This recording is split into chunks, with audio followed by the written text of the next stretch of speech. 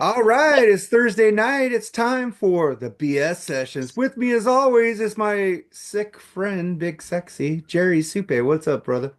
Oh man, I'm fucking in hell right now, dude. This thing sucks, man. Fucking keep coughing up a lung, but I'm gonna soldier through, man, and fucking do it anyway, man. Ugh. All right, man. Well, you're supposed to introduce people. Oh, you gotta do that tonight, man. I'm gonna Well, have you why take didn't you care tell of me all this the in the girls. beginning? Well, we got the return I'm of telling you now. we got the return of Bushy Nate Atchison from Yeah, long time no see. the Bushy. plug. What is up? What is What's up? what is up, Glad, man? glad, glad to be on. It's been nothing but a nightmare to do it. Thank you. I appreciate that. We also got our cast of characters here. We got Patrick Sucks, Mahomie, whatever. That's Fuck What's that what it guy. what's up, says. Andy? It says Fuck Patrick that is my guy. homie. I know. I just Fuck want to that say guy. fuck that guy. It's it's not like I put Satan rules or anything. Well, he's kind of like But Satan to me. anyway, I'm I doing great. I'm excited to be here. I love today's topic, so I'm cool. All right, I we have got. more respect for Satan rules than Patrick is my fucking homie. All right, we got Joseph Staub with a cool Queensryche shirt on, man, and Kiss Thank you, shirt thank you, with Bushy. All right, thank you. well, let's just get into the BS, man. Speaking of Kiss, this date in 1973, they played their first show as Kiss. Oh They, wow! yeah, they renamed themselves from Wicked Lester to Kiss. So, you guys Wait, got any wait, what? thoughts on that? Bushy? Wait, what year? 1973. 73. They played their Uh, first gig as Kiss. so the second most important date in world history, other than the resurrection, I'm down. I'm down. What about you, Sounds Joe? about right to me. Same with you, Joseph. Patrick, my homie. What do you think about that date and his history? History. All right, Jerry. What do you think about it? Yeah, they all in every interview they do, they always mention that loft they played their first show in. So yeah. But Yeah. I agree with Bushy, man. That was a very important day, man. Because Kiss, no matter what people think of them now, they definitely fucking paved the way for a lot of fucking bands, dude. And great concerts and great memories with that band, dude. So cool. All right. Patrick is my homie. What do you think about Kiss's first show? It's a date and history. Uh, well, I just think Kiss is just okay. So that date really doesn't mean much to me. All right. So we always Yeah. bring up deaths in the show, and I've been trying to get more birthdays into this, but somebody died. Marianne Faithfull died today. So you guys got any Oh, did thoughts on she Marianne really? Faithfull? Yeah. Hmm. I don't know that. I Yeah. couldn't name one song she sung. The only thing I know she did was that Metallica song. The That's the memory only thing remains I can rules. fucking yeah. The Yep, only song I like with her. best song on that album. Nah, nah, nah. I've heard her name my whole life, but I can't name you one song she ever sang, man. She was really kind of closely related with like the Rolling Stones Yeah. in the '60s and stuff. She was not musically, but like linked romantically with a couple of the members of the Rolling Stones throughout the years. And I mean, to metal fans, of course, most famous for The Memory Remains, but I never really listened to much of her music aside from that. But yeah, sucks. I saw a lot of people were putting out stuff about her passing away. Yeah, our brother Eddie kind of Strachey did. He really loved Marianne Faithfull. I just know her from that one song, and she was kind of hot back She in the day. she was kind of like an icon of that era of the Yeah, '60s of Yeah. like the Woodstock era. yeah, that's probably why I don't like her. I don't like hippies. Uh, I don't know who the hell you guys are talking about. the girl who did the memory remains goes da da da da da. You know. Oh, the one part of the song I like? Well, shit. Yep. Rest in peace. What about you, Andy? Um, just I just know little blurbs about her, and I think I think she had a hit with one of the Rolling Stones songs that she covered back in the mid '60s. I forgot which one it was. I think it might have been "Time Is My Time Is on My Side." I think she Because did, but don't quote me on that. you But ain't it was said something like shit. that. All right, Jerry, you said anything about her? You talked about it, right? Not like I said, the only thing I know is from the Metallica song. I've heard the Yeah. name my whole life, but I couldn't name Yeah. one song that she sang. All right, so we get away from deaths because I'm trying to bring some happiness in here. Phil Collins turned 74 today, Joseph. Phil Collins or Fall I Collins? said Collins. I said Collins. No, I was like, it was legitimately asking you, like, which one was it? Phil Like, Collins, the one you like. okay, good, good. Because there's a correct answer and an incorrect answer to that question. Well, I know you don't like Phil Collins. Correct. um, no, yeah. I mean, health and happiness to him. I know it's been a rough few years for him health wise. Yeah. Not being able to do what he loves much anymore. But just in the years that he has left, I hope and wish him as much health as he can have, and enjoying time with his family. Honestly, So, Bushy. Okay, we're talking about the In the Air Tonight guy, right? Yes. yes, Yeah. Because I couldn't hear the S on either of you, and fuck you guys. I think Phil Collins with the muscles at his age looks great. Phil Collins is funny. I was just watching him on Miami Vice the other day. It absolutely cracked me up. I forgot he was on there. Yeah, happy birthday. He's had a rough go of it. He had to do his last concert sitting down, no drums, nothing like that. Yeah. But he's an icon, if you ask me, man. I fucking love Phil Collins. I'm a very casual fan. I'm not going to say I know everything he knows. Like, I'm a greatest hits guy. But man, in the late '80s and the early mid '90s, you couldn't listen to the radio for 10 minutes without a Phil Collins song, coming on. So I'm glad he's still with us. I know it's not going to get any better, but yeah, happy birthday. He was the most viewed person on MTV with Genesis and his solo stuff, more than Michael Jackson, more than Madonna. And it's like, Huh. That guy was everywhere, it man. was with Philip Bailey doing Easy Lover also. He produced it. He was That song sucked. I love love that that song. song. I love that song. I love that And song. he was also producing Eric Clapton Behind the Sun and stuff. Yeah. He's all over the place. He drummed on like 100 albums in the '80s that weren't Yeah. his own, Yeah. and they all sound like he drummed on them. Yeah. You can. That's why he's a great drummer. He has his Oh own yeah, sound. the early Robert Plant albums he drummed in, all kinds Mhm. of stuff. Yeah. And he was a cool motherfucker doing both countries of Live Aid the same day. That was pretty sweet too. That was pretty Yeah. cool. Yeah. Yeah. And then Led Zeppelin tried to blame their shit on him. Yeah. Fuckers. But Pat, It was his fault. It was all his fault, man. Uh-huh. Andy, Phil Collins' birthday, man. Yeah. Happy birthday, Charlie Brown. No, but I really enjoy his music. I think he's great. I've It's like he's been a part of my life ever since I can remember. And he might come up on this list tonight. I'd be very surprised if he doesn't for Yeah. 1984. I gotta watch my sliding of the bottle. It seems like you pick it up on the microphone a lot. So. Mm-hmm.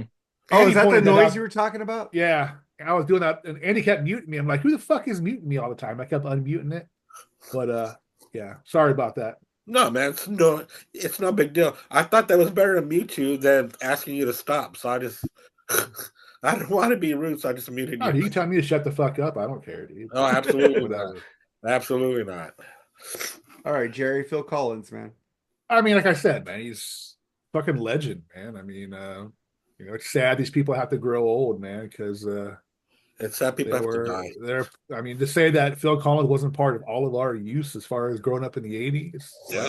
fuck, he was everywhere, man. God, I mean, yeah. I mean, I think one of the best ballads ever written, in my opinion, is "Against All Odds." So, fucking shout out for that tune. What a beautiful song. Good call. Yeah, I mean, he's And just the a great performance of songwriter. it. Great songwriter, and he brings his voice, man. That song is just so fucking intense, man. Great songwriter, man. I mean, he brought the whole package: the writing, the production, the music, just everything. It's great. there's motherfuckers out there who hate him, and I don't understand why. What did fucking Phil Collins do to you? I love the guy. He's part of my youth. He's part of my growing up music, Genesis, solo. Watching him on TV, the movie Buster was pretty funny. I liked it. I he's never done a lot saw of that. I just didn't like the Tarzan soundtrack.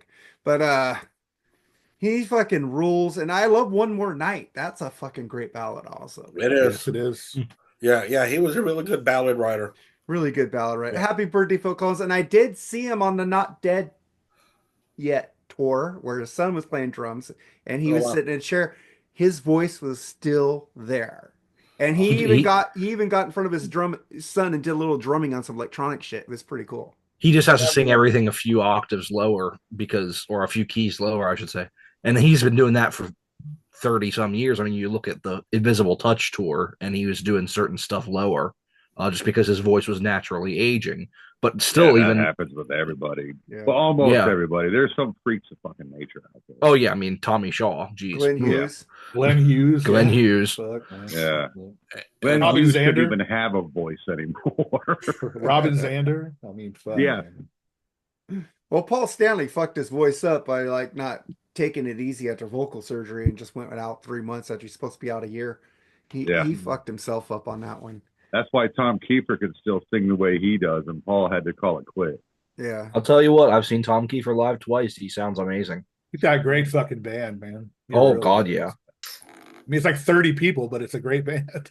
A lot of people he has on stage. They produce a great sound. That's all that matters. Oh yeah. All right, man. Let's say That's still hard to believe. I'm starting to believe that Cinderella only had 4 albums, man. That still Yeah. blows my mind every time I think about that's that, man. crazy. Well, he And the fourth he one lost really his didn't- voice mentally at that time. And most people don't even talk about the fourth album. The fourth album rules. He just got that Oh, I love motherfucker Still on vinyl. Climbing. Yeah. I'm just What's saying that, most that people, like Still in the Climbing, grand right? scheme Yeah, of things, Still don't Climbing. talk about it. Dude, Their that last album hits were fucking on smoked. Heartbreak Station. What about that album, Bushy? Still Climbing, man. It smokes. It's a great record. Does. Great album. I think it's one of their best. I mean, that first album, we're never going to touch that first album. They had their entire life to write the first album. And it, man, it fucking rules. But I think Long Cold Winter is such a great record. Yes. And everyone's like, oh, they went blues and blah, blah, blah. Bitch, listen to the first one. They went blues. They just changed literally the sound. You know what I mean? I'm kind of hit or miss with Long Cold Winter. Oh, that's my There's favorite some Cinderella album. There's some stuff on there I love. I mean, Bad Seamstress Blues is amazing. Oh, yeah. Don't Know What You Got Till It's Gone. Yeah. I hate the title track though. I that love song. the title track. track. Oh, man. That shit's so great. Coming Home is such a Coming fucking Home is great song. great. dude. Coming Home's good. I've too, never- yeah. And Last connected- Mile. I've That's never really connected great. with Heartbreak Station, but I think Oh, I Still love You Climbing. Heartbreak don't like it, man. They're so. I think Still There Climbing are is some my second duds on that. favorite. There are some duds on that, I agree, but I do like it though. I do. I do like Heartbreak Station too. I do too. Yeah. It's not as good as the first two or the fourth, but it's And still Agree. good. And they all sound different. They Yeah. they never replicated the first one. You know, the second one was bluesy. The third one was rock roots. Mhm. Yeah. Good stuff. See, I'm the kind of person where like I like a lot of Cinderella and I respect the hell out of them. But there's a lot where I'm just like, man, these guys are a little bit like even stuff off the first album, like God, push. Oh, Great. I like push. oh, Good too, man. I need a little push. I love that oh song. God, that Dude, song it is was awful. the mid '80s. Everybody. I was singing shit understand like that, but yeah, I like to have a sex song. Man. All right. So one more birthday, man, to the best Lex Luthor of all time, Mr. Gene Hackman, just turned 95, man. Awesome. Joseph, man. I forgot that he was still around. And you know Yeah. what? That's awesome that he is, because he is one of my favorite actors of all time. I mean, Lex Luthor, like you said, in Superman and Superman 2, he was in French Connection, he was in Bonnie and Clyde, he was in Unforgiven, he was in a ton of movies. Mississippi Burning. Yeah, Mississippi Burning. Yeah. He's in so much stuff, and just the conversation. And Hoosiers. he's just amazing. Yeah, Hoosiers. I love Hoosiers. He's just always so amazing in everything that he's in, and he portrays such a wide variety of characters, and he's always just phenomenal in everything I've seen him in. One of my favorite actors, and one you never hear people talk about nearly enough. And I think that it's a shame that more people don't talk about Gene Hackman as an actor, because his range is just amazing. I mean, we talked about it when we did our Western show. Just the kind of character I was that he actually about portrayed. to bring up The Quick and the Dead, but yeah. But I was talking about Unforgiven too. Oh, Unforgiven as well, yeah. Because the character that he portrays in Unforgiven, we kind of talked about it on our Western show. Little Bill. The fact that he portrays such a hateable villain, but the entire time he thinks he's right. It wasn't like he's portraying this kind of out and out, like dastardly supervillain. He thinks he's doing what he's supposed to be doing, and he just takes it too far. And the acting chops he has are just amazing. And anytime I see a movie that he's in, it's just he's one of my favorite parts of the movie. Yeah, Gene Hackman just rules. And they showed him a picture. He's like 95. He's holding a pack of fucking menthols. And I He go, is, yeah. fucking hey, dude. this Man's guy's living his smoking. life. What can you Well, say? I mean, at that age, you'd be stupid not to fucking smoke or take drugs. I think Yeah. Clint Eastwood is still smoking too. And that guy's fucking pretty old too. But bushy, man. Gene Hackman. Gene Hackman, he's great because he's always the one that if you don't know he's in the movie and he shows up on screen, you're like, oh fuck, Gene Hackman's in here. Yeah, as far as Lex Luthor, I can't argue that. And I've been watching a lot of Superman lately to prepare for the disappointment that's coming this summer. Oh, I don't think it is. But you just don't like crypto, bitch. Oh, I fucking just like a dog. Oh, I'm so irritated, but we won't go on that rant. But yeah, Gene Hackman's great. I loved him in The Quick and the Dead. I just watched The Unforgiven the other day. It's funny that I went Quick and the Dead first. Yeah, everything you said is right, man. I mean, he's an icon. He's noticeable in everything he does. He commands the role, and his range is great because even when he's like the most, as you said, hateable villain, you love the fuck out of him. It doesn't matter, you know. And that just shows you what a great actor he is because it's normally you're not supposed to root for the villain, but with Gene, even though you know you shouldn't, you're like, come on, you know, great actor. Happy birthday, man. I just saw that same picture not too long ago, Mark. That's fucking hilarious. Yeah, getting gas and with a thing of menthols. Here's Patrick the thing: George Burns with what 103, 108, something like Yeah. that, cigars. smoking 3 stogies a day. Fuck it. Patrick, you're muted, buddy. I'm sorry, I was coughing. Yeah, Gene Hackman, is a great actor. I like him in a lot of his movies. Hoosiers was one of my favorites because it was a sports movie, and he acted brilliant. He always acts so brilliantly, according to what's called for him. So, happy birthday, Gene Hackman. Jerry. Yeah, I mean, what else more is there to say, man? I think Unforgiven is probably my favorite Western of all time. And that last scene when, Clint walks into the bar and what Gene says, he didn't deserve this, this and that. I thought that was just so intense of a scene, man. And Joseph nailed it about he thought he was doing right, but yeah, he was kind of a mean, not yeah, he was a mean person, but Well, it really crosses the line.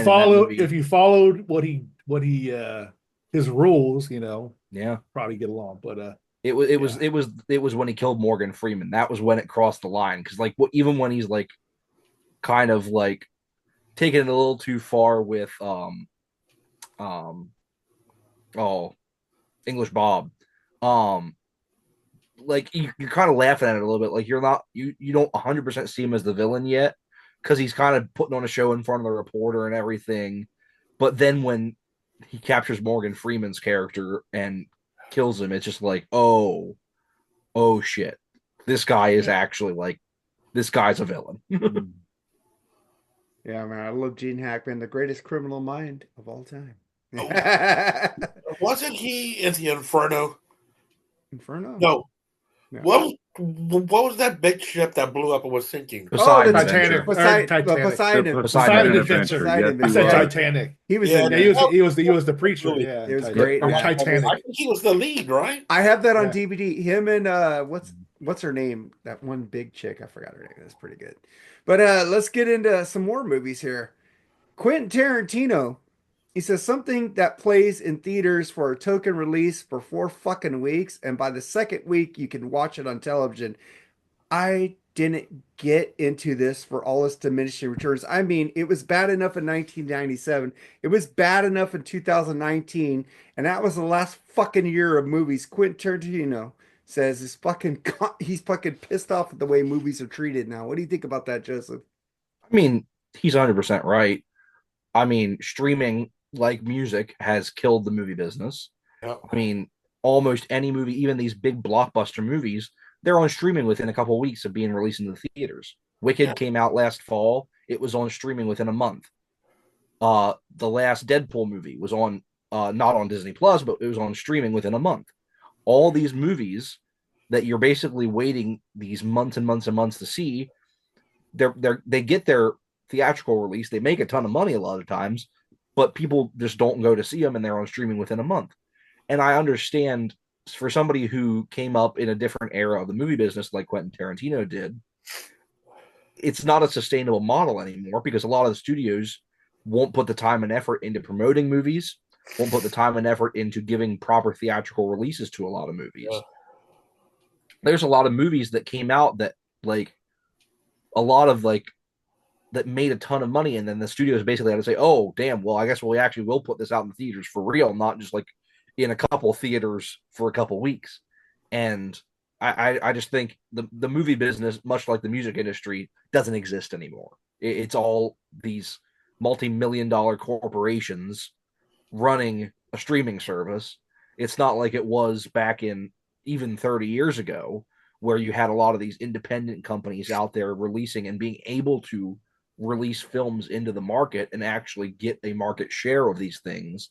If you are not Disney, if you're not Universal, if you're not one or two other companies, you're not getting a major film release and you're not going to make any money off of it. You might go win some critic awards and get like 2 weeks in the theater somewhere, but you're not going to get a wide release. You're going to have to go put it out on streaming basically by yourself. If you look last year at Terrifier 3, Terrifier 3 did so good in such a limited release that it basically like it forced these big companies, because it was an independent movie, it forced these big companies to actually let it get a wide theatrical release, and then it made so much money. It was the highest grossing independent film of all time. There is just there's no really market share left for these independent companies like there were even 20 or 30 years ago. Yeah. What do you think about that, Bushy? I live a long way away from a movie theater. Streaming works for me. I also like the cost. The cost is nice. But Tarantino is right. The movie going experience is largely a thing of the past. Now I know people that still go to the movies once every month or so. It's not like it used to be where you were like, oh shit, this is coming out this week and that's coming out that week, and so you're spending every weekend at the movie theater. It's not like that anymore. And a lot of these other companies, I don't know how they're making their money. I guess their subscription revenue is much better than I could have imagined. But they're releasing direct to these different platforms. You got your direct release to Paramount Plus, your direct release to Netflix, to Hulu, to Amazon Prime.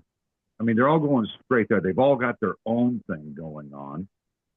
And yeah, I kind of like the convenience of if I don't want to drive an hour to a damn movie theater, so I can sit back for a week and avoid the damn internet trolls that are going to tell you what happened and catch it in the comfort of my own home. I like it. I'm just kidding. I don't do that. But at the same time, I completely get it. But I don't live in a city anymore where I can go to the movie every weekend. That makes sense. Andy. Well, I was never a big moviegoer, so I really have no. I mean, I haven't gone to the movies in a very long time. I think the last movie I saw at the movies was Rocky 2. Ooh, So, shit. no, I'm kidding. It wasn't Rocky 2. But, Holy shit. but Was it Were great we like at were we least? like 5 when that came out? you're right. But it's been a long time since I went to the movies. And people would rather just stay in the comfort of their own home if they're going to watch it later on. I mean, because the movies are kind of expensive, man. If you want to take your family with you, it's like $50 or $60. Well, if you get like I have AMC movie passes, $24 a month. I could see 3 movies a week if I want to. I got that too. Yeah, it's pretty cheap. So I haven't But you been. gotta pay. You Isn't gotta that pay. just You gotta as bad pay. as streaming? you got to pay $20 for a Coke and like $30 for a bucket of popcorn. Well, you get a lot of points. AMC gives you like Yeah. I could get like a medium popcorn upgrade to the large for free, or the medium drink and upgrade when you have that Yeah. pass. So it's pretty cool. I love the movie experience, dude. I love the sound. I love the Dolby Atmos shit. I want to hear that, I want to see like a fucking like a good fucking like Top Gun Maverick. It's not the same watching it at home. You need to see that in a fucking movie theater. I saw that at the drive-in. Yeah. Well, what Actually, about you, Jerry? I'm with you, Mark. I mean, I got that same pass, man. I love going to the movies, man. So, it is weird sometimes. There'll be a movie in the theaters and they'll be streaming it free on Peacock or Paramount or something like that. You know what I mean? So it's like, I don't get that how that works. But I don't know. I think the theater experience is going to be going away soon. I really do. Unfortunately, everything's going to be you shop at home, you fucking eat at home. Everything's going to be at fucking home. So wouldn't surprise me. Maybe not immediately, but I think eventually theaters will go away. Well, dude, when you got that Dolby Atmos like in AMC Oh, theaters, I agree.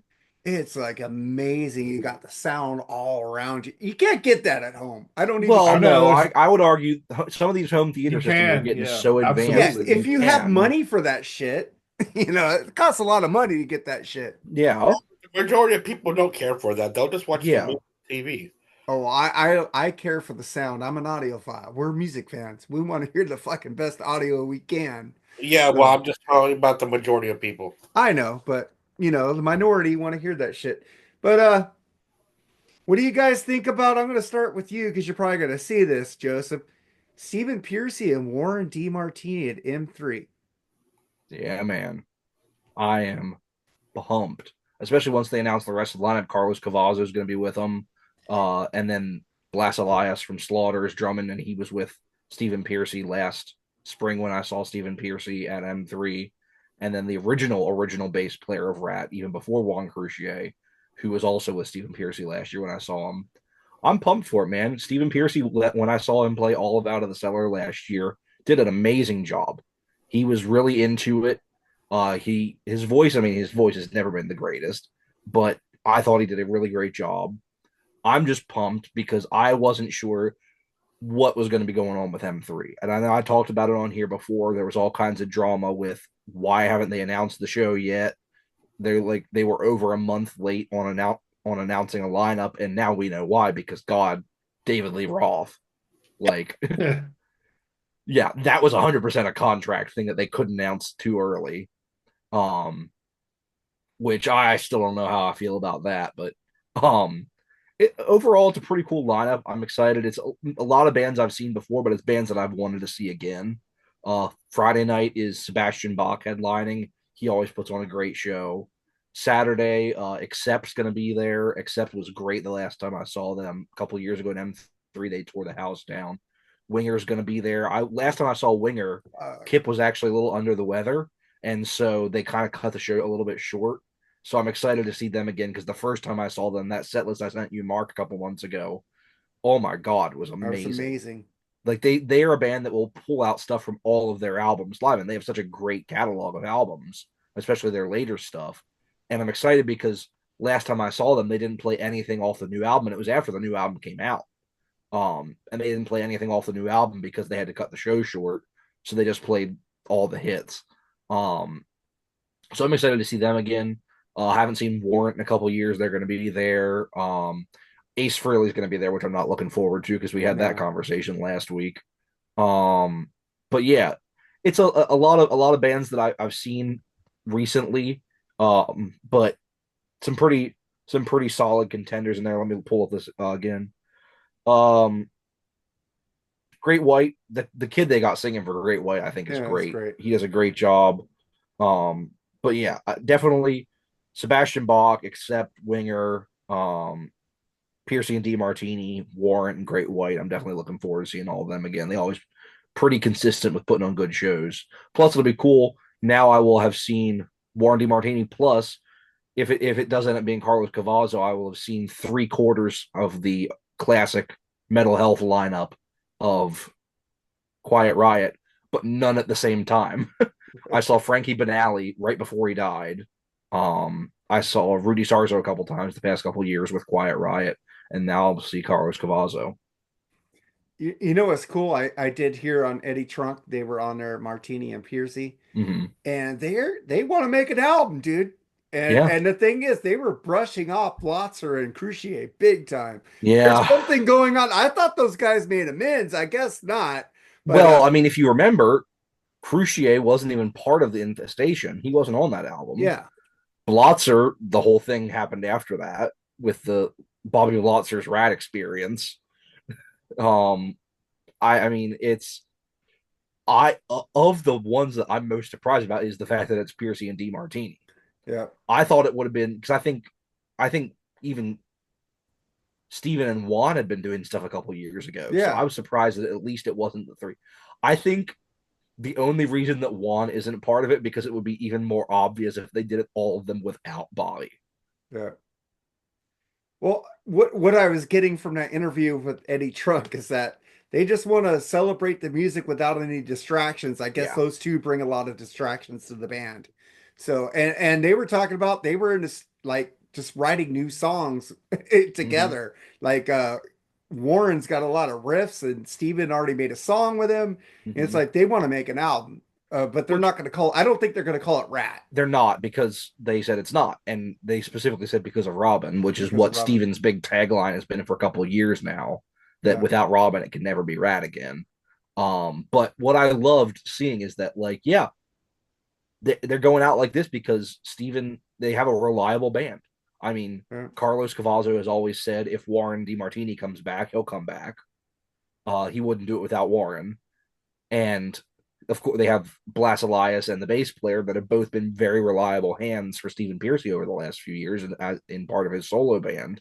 So, I mean, you're not going to, unless Stephen and Warren end up not getting along again, that there's not going to be drama there. Like, that's a pretty stable lineup. And if they don't want drama, because again, originally this was supposed to just be a one off show, but now it sounds like there's a lot of people getting in contact with It's them to going to do go a more and tour. more They said a shows. tour. Yeah. And Warren also said these songs I'm writing, I can't see anybody else sing them but Steven. Yeah. So I thought that was pretty cool. What about you, Bushy? I don't care.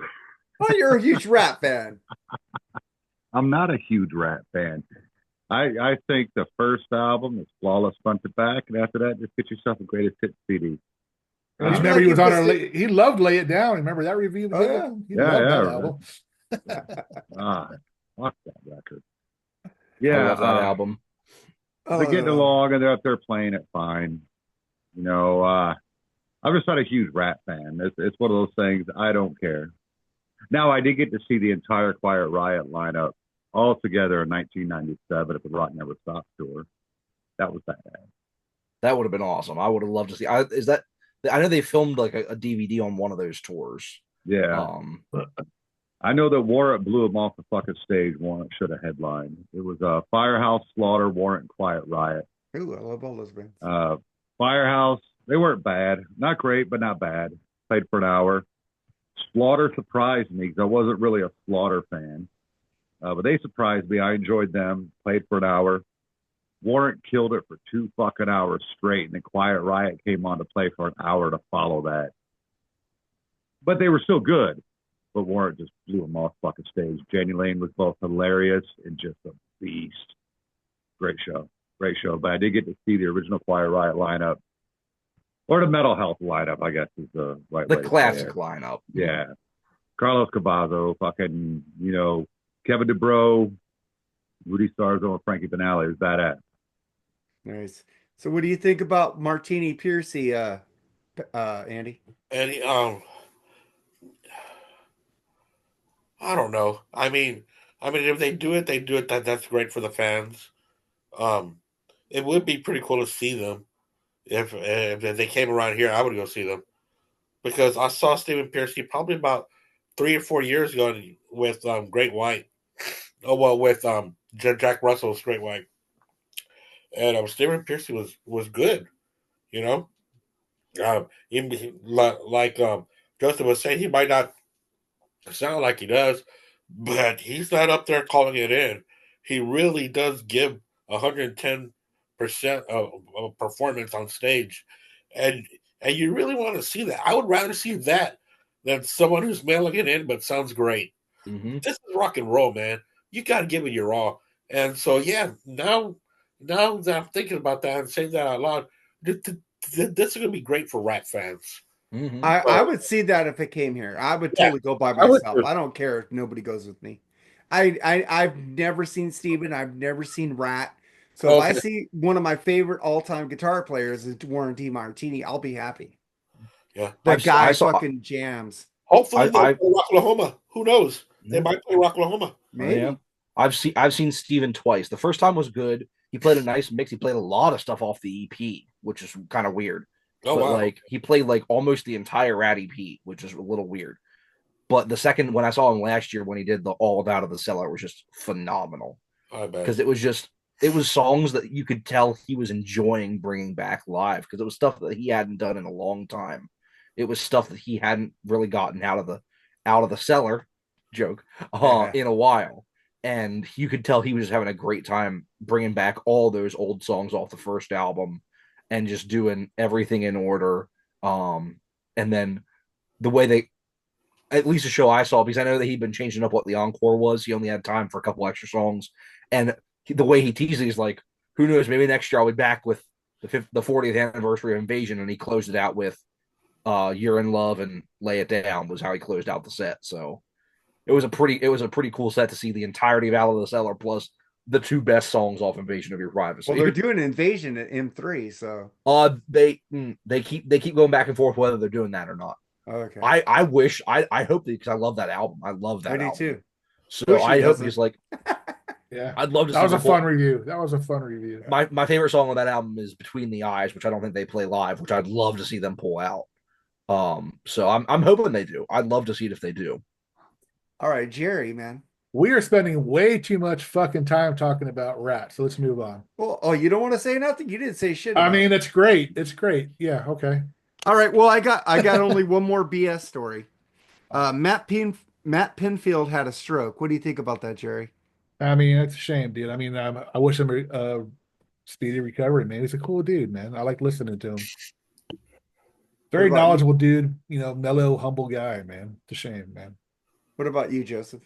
I do not know who that is. He did 120 minutes on MTV. He also does a radio show here on Sunday nights on KLOS 95.5. He interviews he broke Dirty Honey in LA. So he's a pretty good guy, man. Pretty Yeah. good guy. Hey, wish him speedy recovery. I don't know, but it sucks to hear that anybody Because goes his through that. daughter applied for conservatorship of him because she doesn't want his girlfriend taking his money out of his bank accounts. So what do you think about that, Bushy? You meet him at Rockin' Pod? Yes, I was going to say I met him. He's a super nice guy. I didn't get a chance to interview him, but I did get all the contact information. So I did shoot off an email, praying for a speedy recovery, whatever. He's a cool guy. He introduced me to some cool music back in the 90s, Yeah, just wish him all the best. We don't know how this one goes. Strokes can be bad. If I understand it correctly, it's a major stroke.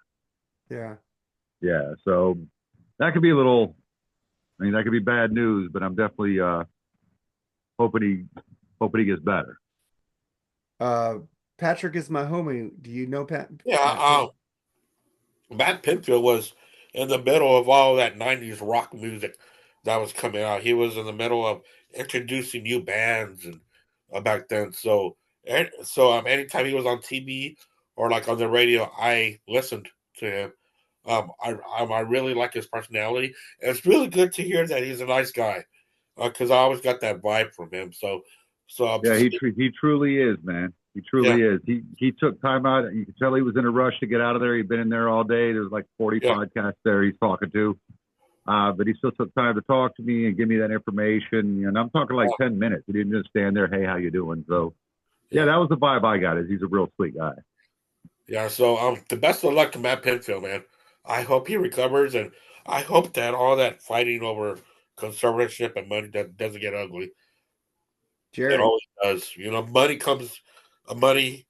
becomes when money is involved, people get ape shit crazy and forget how to act like human beings.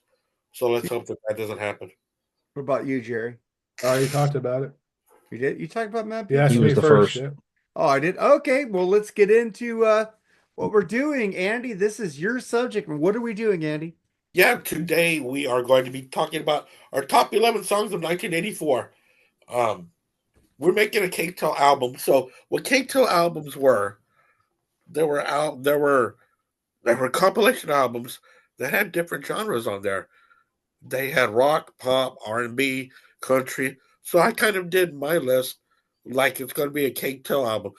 Now, y'all can do any which way y'all want. But I just wanted to have a little fun with this.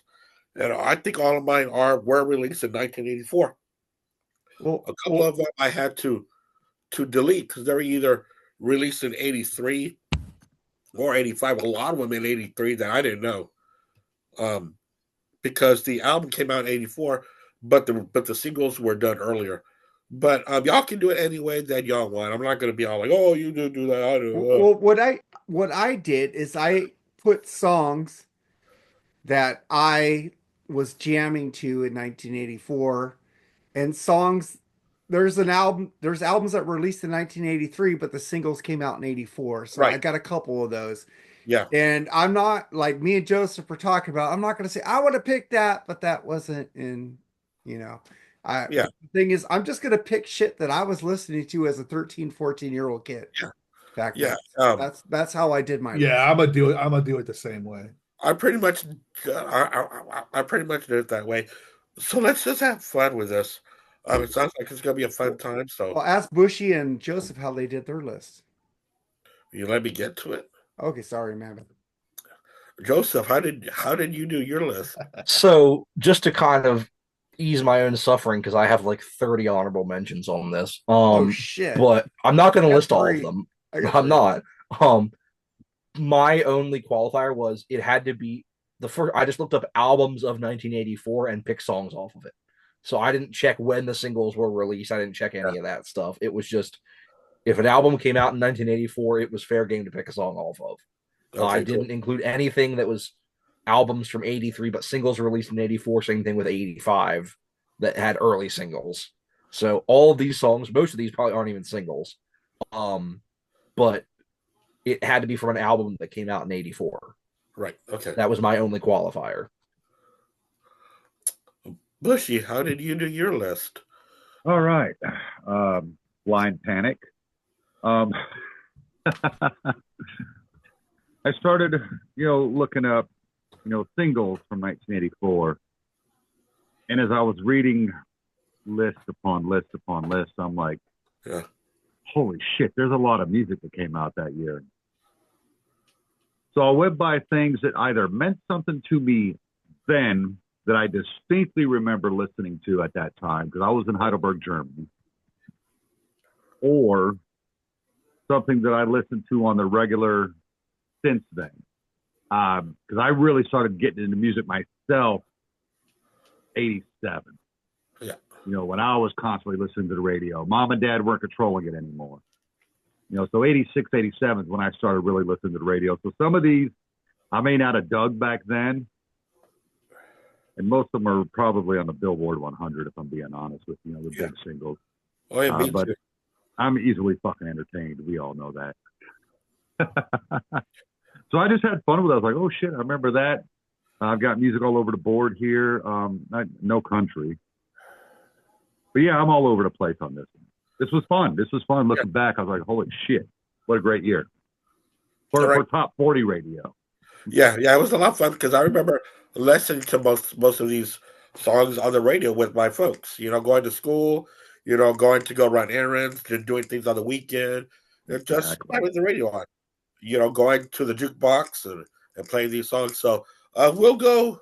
So we'll start off with the namesake of the show. We'll go with Mark and Jerry, and then Joseph, Bushy, and then myself. So Mark, how are you going to start off your songs of 1984? Yeah, I'll probably get a lot of shit for this, and I don't give a shit. I still listen to this band today. I love this fucking band. Here it comes. There's only no, that's coming up later. And they didn't release anything in 1984, but somebody did in 1984 that will come up. How are you talking about? I don't want to start any blasphemous rumors, but I think that God's got a sixth sense of humor, and when I die, I don't I have a expect clue. to find him laughing. Depeche Mode, bitches. Oh, fuck that band. Blasphemous rumors, man. I fucking jammed that fucking song back then. Fucking great, fucking great single by them. It's on Catching Up with Depeche Mode. It was a single off that album.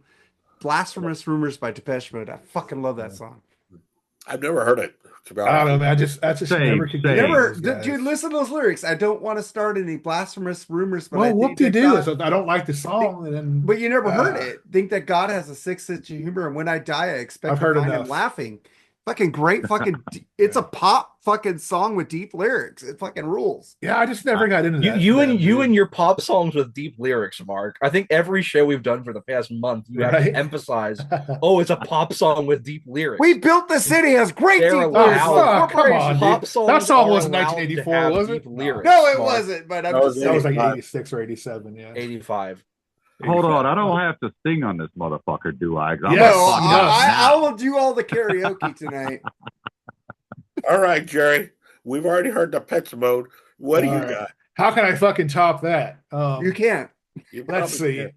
I'm gonna go with the song that many says killed this guy's career, and maybe it did because of the video. I know what you're talking I know about. exactly what you're doing. I know what you're doing. But that's a fucking great tune. Rock Me is. Tonight by Billy Squires. A fucking Great awesome song. song, dude. Ah, I mean, man. Take me to that whole the album, grave.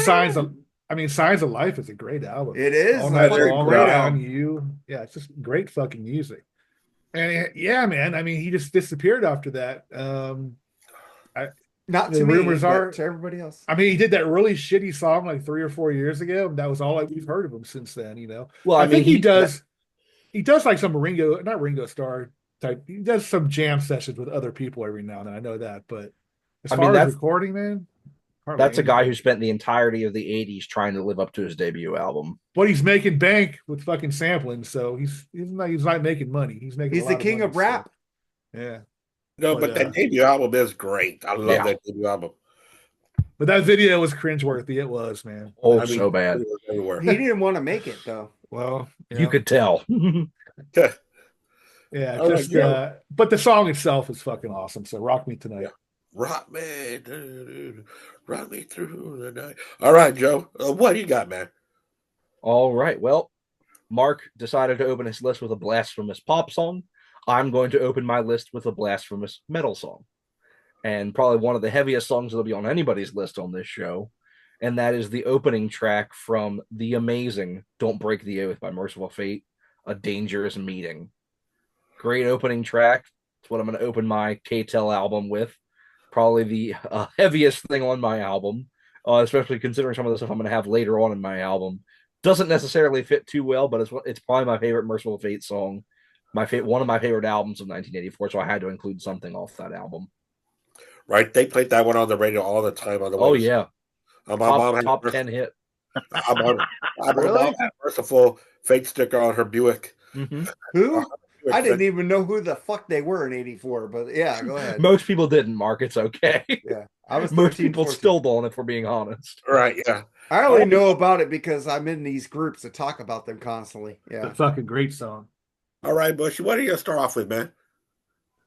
Start off with saying I'm fucking pissed off. I didn't think about Merciful Fate. You suck, dude.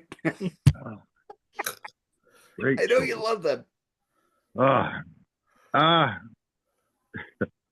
Boy, this, I'm ashamed. But my mom listened to this record a lot. I own this record to this day, the vinyl copy. I loved the video. Losing all my cool points right now. I thought it was a great video because it actually told us a story. It wasn't just some dumb bitch rolling around in a car. Lionel Richie, Hello, man. One of the greatest love songs about a dude that's not getting any play. Love that jam. I still love it to this day. Great track. I like the whole damn album. All night long. And I can't grab everything else off that record right now, but it's sitting in my vinyl collection over here. There's no need to be embarrassed about that because that album rules. Oh, it's great. And you know it was going to be pimped because he had that side lean. You remember back in Yeah, the fucking 80s, rules, man, dude. if the dude had that thing going Yeah. on, I Michael want to Jackson see him Thriller. in Vegas. He's playing a fucking residency in Vegas. I want to see Lionel, dude. Fucking love that guy. I've seen him That'd once be before. great. He was all right. Yeah. But I do like him, and he is going to be on my list, and he should be on the list in 1984 because he was the biggest thing in 1984. He really was. He was I mean, pretty huge. Yeah. Yeah. Hello. And the whole the video with the blind girl, but she's sitting there and she sculpts his face out of clay but can't see. I mean, come on, it's sweet. You and a know, little cringeworthy because that's her teacher, A little creepy, yeah. doctor. Well, it's a song about a stalker. That's what it's about. It's I mean, he's college. hanging out. You're allowed to do that in college. You know, it's not like a high school. He's He on wasn't a like great- being a it- it's pedophile a- or anything. It's a He great was picking fucking on a hot song. blind girl. I mean, just the song. The song though is fucking awesome. Yeah. though. Yeah, but then when I saw the video, I was all like, "What's he doing?" And she makes a bust of him. He's thinking, haha, I don't have to blindfold this bitch. I know, right? She doesn't know how old I am. She thinks I'm a student. All right. I'm going to start my list off with the great Billy Joel with Leave a Tender Moment Alone. Oh, great song. I love that song.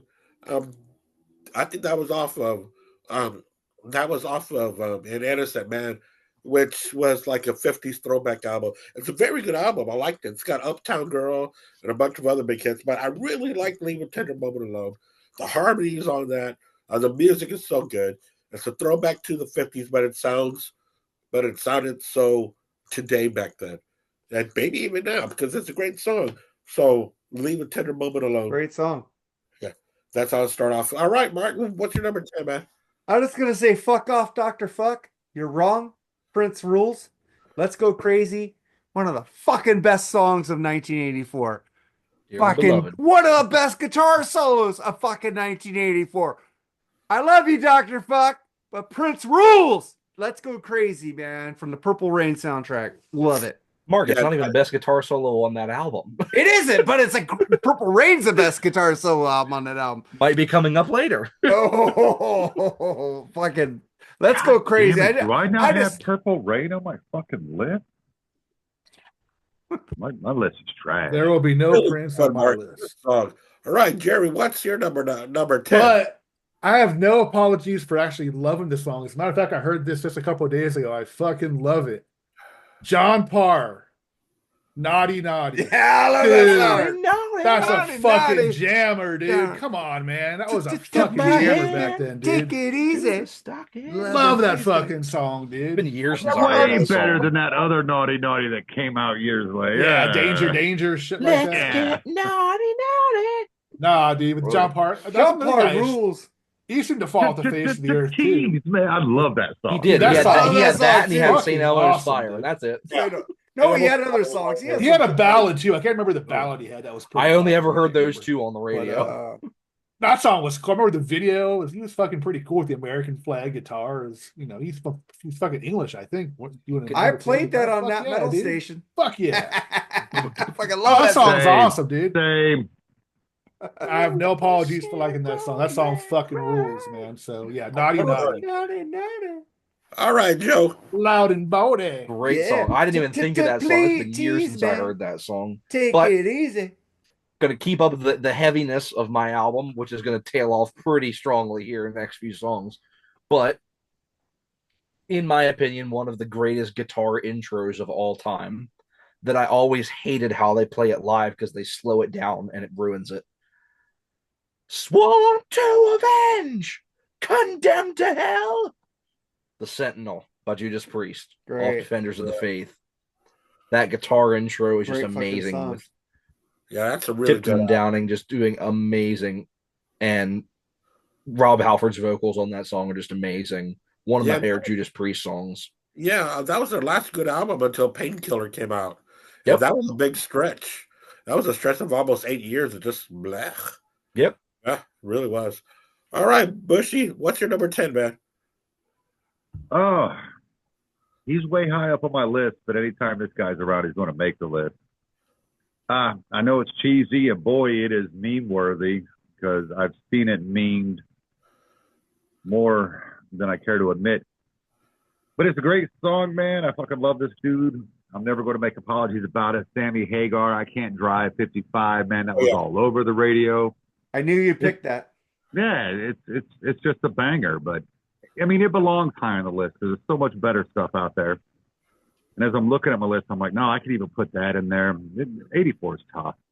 That's a great song. I love me some Sammy. I remember the video. It's pretty cool too. He was dressed like, unless Except they for that freeze yellow frame it and it jumpsuit, looks like he's getting banged up the butt, and then it's used as a joke.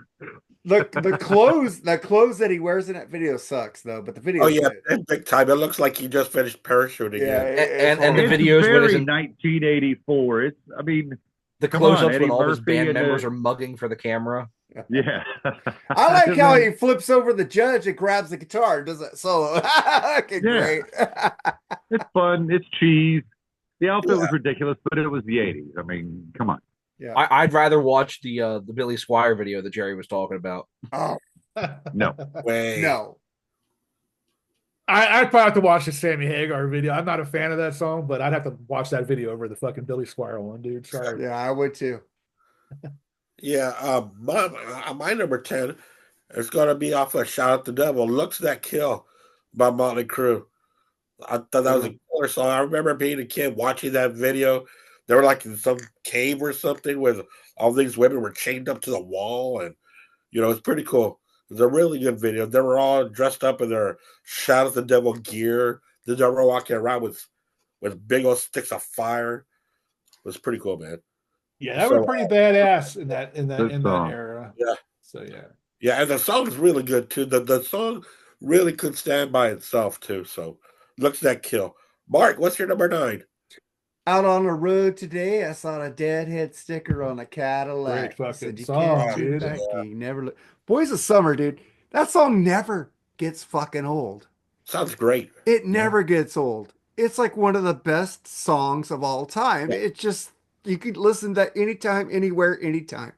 It never gets boring. I will blast it and repeat it 4 or 5 times because it's such an amazing song. Boys of Summer. And the video is cool too. It's like dark and ominous. I love it. Yeah, and it was co-written by Mike Campbell. Yeah. As well. And he brought it to Tom Petty, and Tom Petty passed. Yeah. So he gave it to Don, and I can see you. Your browns keep shining in the sun. You got your hair pulled back. It's brown skin on, baby. I can tell you my love for you will still be. Did you say brown sheep? It's brown skin. No, brown eyes. Brown eyes. Brown skin. Brown skin. Oh, whatever. Yeah. Your brown eyes. I thought you said brown sheep. That's what I thought too.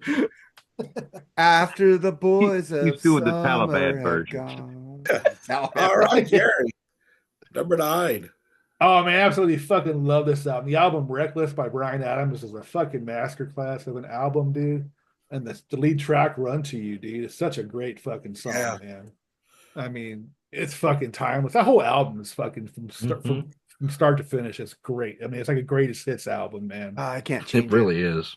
And that song fucking just is still awesome. It's just awesome. Just like what you said about Boys of Summer, I feel the same way about Run to You, man. Great fucking song. Yeah, I Well, it might be a little higher on my countdown. Yeah. I had a couple of acts that were just a little bit older than me. And when I would spend the summer over there, man, they were big Bryan Adams fans. And they were just cranked up. And I was 10, but they were, I was 10. No, I was 9. But they were like in high school. So I would hang out with them. And Bryan Adams, they had his posters on the wall, all sorts of shit. So, yeah, that was a big guy back then. All right, Joe, number 9. All right, now that I've established my metal cred with my opening 2 tracks, I got Merciful Fate, I got Judas Priest. My track 3 is possibly my favorite pop song of the entire 1980s, and it will completely eviscerate any metal cred that I have built up over the last 2 entries. And that is a song by the Thompson Twins, entitled Hold Me Now. Hold Me Now. One of the greatest pop songs, in my opinion, ever written. Yeah, the melodies on that, the harmonies, the instrumentation is so weird, and I love it. I One of almost my favorite pop songs of all time. I almost picked that song, Joseph. I was jamming at the whole album Into the Gap. It's just Mhm. amazing. The title track is Is fucking King for a Day on amazing. that album, or is that on another album? That's on the other album where they did Oh, Revolution. okay. They did their version of the Beatles Revolution. Those are the only two songs I know by them are You Hold Me don't Now and know King for a East is Day. East, West is West. Keep moving into the gap. I Nope. love that fucking song. Yeah. And I think they were husband and wife duo. If I'm Yeah. not, if Yeah. I'm not, Well, They're it was not- a trio. It was a husband and wife, trio. and then another guy. Yeah. yeah, but it was husband and wife. Mm-hmm. And I Yeah, think they that were, whole album is great. I got that at Columbia House on vinyl back in the day. Oh yeah, wow, that's yeah. pretty cool. Yeah. All right, Bushy, what's your number 9, man? Well, I hope I got the right song here because for those rare times where I didn't go and listen to the song, so I could be completely wrong. Mike Reno and Ann Wilson, Almost Paradise. Oh, Great Footloose song, soundtrack. Bruce. Yeah, that was Okay, then it 84. is the song I'm thinking about. Yeah. What a great fucking ballad. And yeah, I know it was on the Footloose soundtrack, but what a great movie. I'm sorry. I mean, and it still holds up. I didn't mind the reboot. It was okay, but that original with Kevin Bacon, what a great Oh, movie. absolutely. What Absolutely. a killer soundtrack. What a great song. And look, I'm one of those guys that I am a sucker for a good fucking ballad. As I'm looking through my list here, I've got a few. I've got a few ballads on here. My next pick is a huge battle. I have a couple on my list. Yeah, me too. But That's a that great song, and I can't help that. I can't, watching them dance at the prom.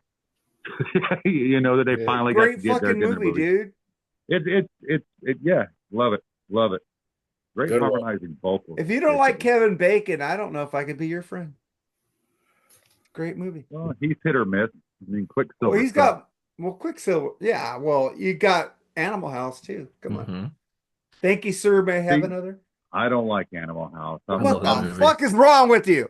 I'm boring. I'm that one guy in a million that's like, I don't fucking get it. You This are is not funny. I'll let you go on that one. Well, I'll be second with it, Bushy. That thing's boring. Okay, thank you. It was not good. Welcome. The best part of that came in the Twisted Sister video. All right, Nita Meyer. My number 9, we already talked about Prince, Purple Rain.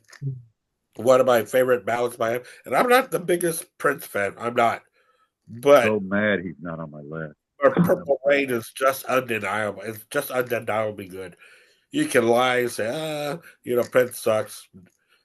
Or that's not for me. That's fine. But Purple Rain, that album is badass. It just is. So I'm going with it. Yeah, it's even better when you watch it in the Super Bowl performance. Oh, yeah. that. Rain. Dude.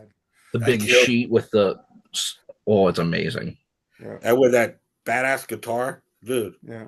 The best halftime show ever. Absolutely. Sorry Hands down. Sorry hands down. No, hands down. It is. Well, that one and Tom Petty. What a great song. What a great song. Tom Petty I'm was so amazing. angry it's not on my list. It's not even an honorable mention. I'm so pissed off. All right. Andy. Oh, I'm so sorry. All right, Mark, number 8. Jerry just mentioned it. My number 8 is Run to You by Bryan Adams. God damn, that video. I was just watching over. I already stole Cuts Like a Knife tape, so I was waiting for this new one coming out. God, I love Bryan Adams. I love him to this day. He's still making great music. The guy, even though he's like a vegan, but he still makes great music. I love Run to You. It's been a long time since he made a good album, in my opinion. Oh, I love his last 2 albums, man. Yeah, they're good. It has been a long time. It was that album. He just had his last album produced by Mutt Lange. It was really good. Okay. Jerry. What was that option there? Because I'm sorry, my daughter was leaving. I was talking to her. I said my number 8 was Run to You by Bryan Adams. Jerry already picked it too. All right, Jerry, number 8, man. It was good when Jerry picked it. Yeah. Oh, thanks. I mean, I don't like that song now. but it's a fucking one of the most beautiful ballads ever, especially from that time, coming from one of the best singers ever. You gotta like "Oh Sherry" from Steve Perry, man. Oh, yeah. Come on, dude. That made my honorable mentions. Should have What a been great gone. song. I'll Oh, be right dude, back. come on, man. That song is fucking awesome. I know Neil Schoen was pissed. He was like, that sounds like a fucking Journey song. Oh, You know, that sounds like a Journey song. Yeah. It was the biggest hit Journey never had. Yeah, because Neil Sean, Steve said he wanted to leave Journey because he wanted to do his own thing. I'm just like fucking Journey, but still, it was a great song, dude. Oh yeah, Yeah, it was good, so good. I remember the video and everything. And fun fact, Eddie Catastracci in his he's got a condo out there in Tampa, and he lives near a lake. There's an alligator out there that he named Sherry after the song. There you go. Well, you must really like that song. Yeah, he does. He does. I mean, that's that album. Really, that's the only song on it I really like. I mean, that Street Talk album. It's not really that great, but I thought that song was awesome. That was a great song. Big hit. It was. He didn't have to have anything else on that album. Just that alone was enough. All right, Joe, what's your number 8, man? All right. Well, to build my cred up a little bit after the Thompson twins, got just 5 words to say. As you go down, down, down, you're gonna burn in hell. Burn in Hell by Twisted Sister, off of the amazing Stay Hungry album. Bushy just referenced that album with the Niedermeyer being in the music videos. My favorite Twisted Sister song, Burn in Hell. The best because they appeared in fucking Pee-wee's Big Adventure. Yep. And that gives them all the credit in the world for me. Yep. Especially that song being played in Pee-wee's Big Adventure. No cheesy pop shit. Nope. Burn in Hell. And I think Pee-wee or Paul Rubens asked for that song. I think he did. He specifically asked for that. Yeah, that's the one he wanted him to do. Yeah. So that's Pee-wee fucking ruled. And their videos weren't cheesy. They were funny, they were comedy. But man, if you just hear the album without thinking about the videos, it's a fucking badass masterpiece. Oh, yeah. 1984. Or you watch them live at any concert, especially this song with the intro and Dee's just crawling on the stage. Welcome to the abandoned land. I mean, what a showman, what a front man. Just whether it's in the studio or on live at Hammersmith's an amazing live album. Oh, I gotta check that out. And also, I've got that vinyl signed by Eddie Ojeda. Oh, nice. Yeah, because it wasn't released till the 90s. You got the last Rockin' Pod, right? Yeah. Yeah, it wasn't released till the 90s, but it was from the Stay Hungry tour. Yeah. He was a dick to me and Jerry. Like he wasn't a dick to me. He just said that he wanted to charge us for everything. We weren't doing a podcast. Of course they're going to charge us for their autograph at their booth. Well, we did buy his picture. He could have gave us a picture with him. No, that's the way. That's why these people go there, man. Do the booth is to make money, man. But the thing is, we paid $20 for an autograph picture. He could have took a picture with us. He answered all my questions and said he was cool. I mean. Anyway, next. Welcome to Rockin' Pod. What were you going to say, Andy? That's the way it goes. Captain Howdy. Every convention where you have that does that. The people in the charge. Hey, all the other people there gave us pictures for free. So yeah. Well, I also like the song Captain Howdy on that album. That's a great song. Yeah. Stay away from Captain Howdy. I wasn't into that band at that time, though. Oh, I was because of the videos. Yeah. I like the videos, but I never bought that album back then. So. I bought the cassette because of the videos, and I had that cassette ever since I was a kid. Amazing album. It is, yeah. And that's when I started listening to albums from a beginning. And I'm just like I was talking about Pyromania. Stay Hungry was also one of those. Yeah. All right, Bushy, what's your next one, man? What number are we on? We're on 8. 8, okay. Oddly enough, I just talked about the movie this came from a few months ago on my podcast. I didn't know this song was from any kind of movie, but John Cafferty, Beaver Brown Band on the Dark Side. Dark Side's coming down, nothing is real. God, that song rules, man. Dude, it's fucking amazing. And I've known that song forever. Yeah. Seeing the movie, I was like, oh, well, Jesus, this makes sense. And now I like it even more. So it actually got a resurgence because I literally just saw that movie 6 months ago for the first time ever. I know. I was so surprised you barely saw that movie. I've been watching it since I was a kid, dude. I had never seen it. I watched it 3 times before recording that episode in about 4 days. So great movie. Great song. there's not a lot of other stuff from that particular soundtrack album that I dig a lot. Right. But That's this, like his I one remember big song. hearing this on the radio. I remember digging this jam. Oh. I remember hearing it through the late 80s, friends' houses when you're staying up all night playing Nintendo and shit. And then I got a resurgence of it, reviewing that movie not too long ago. It's a great tune, and there's no way I couldn't let that one not be on the list. Yeah, actually, the second one wasn't that great of a movie, but the soundtrack was much better than the first one as a whole. Oh, the movie was fucking horrible. Yeah, but the I got soundtrack to was my awesome. girlfriend's brother because that's his favorite. I guess he saw that one first. And I'm like, dude, that's my kind of music, but what a shitty fucking it's a terrible movie. piece of I film. like the first one better, but I did see the second one in the movie theater. I did see the first one on HBO, but I do like the second one. It's just me. I do like cheesy movies, so that was pretty cool. Oh, it's past cheesy. Oh, I love enjoyed a a cheesy film. This was horrible. Yeah, it sucked. It was awful. It made no sense. It was just bad. Like he's been living in Canada the whole time. Nobody noticed. I mean, they could have just he could have just Garth Brooks, Chris Gained that motherfucker. It'd have been okay. Right. Just release the soundtrack. Put on about 30 pounds, full fucking huge beard. The album by John Cafferty and the Beaver Band, Tough All Over, is a great album too. Check that album out if you never heard it. All right. My number 8, golly, I keep on forgetting what it is. Oh yeah, my wife just bought tickets to go see this guy. She's all pumped up. My number 8 is Billy Idol, Eyes Without a Face. Great song. Yeah, I love that song. So Bless you. God bless you. It's so hauntingly beautiful. Of the backing vocals, just great. So Eyes Without a Face by Billy Idol is my number 8. Good tune. All right, number 7, Mark. Well, my number 7, Mark Dolly told me, well, Oingo Boingo didn't release an album in 1984, but, bitch. They should have never released an album ever. They did. It was in the form of Danny Elfman's solo album that was actually Oingo Boingo, but they're having problems with the record company, so he released a solo album under his name, and the song is Gratitude. Fucking love that song back then. This is in the middle of a big tornado, on the tip of everyone's tongue, in a giant whale. All the girls just want to have fun. Is that gratitude? Oh, I fucking love that album. Fucking love Oingo Boingo. Danny Elfman is a fucking genius, and fuck you if you don't like him. That's my thing. Fuck you, Mark Dolly. Oingo Boingo did release an album in 1984. It was called Danny Elfman Solo because they were having problems with A&M Records. There you go. Okay. Nobody knew that but Danny Elfman.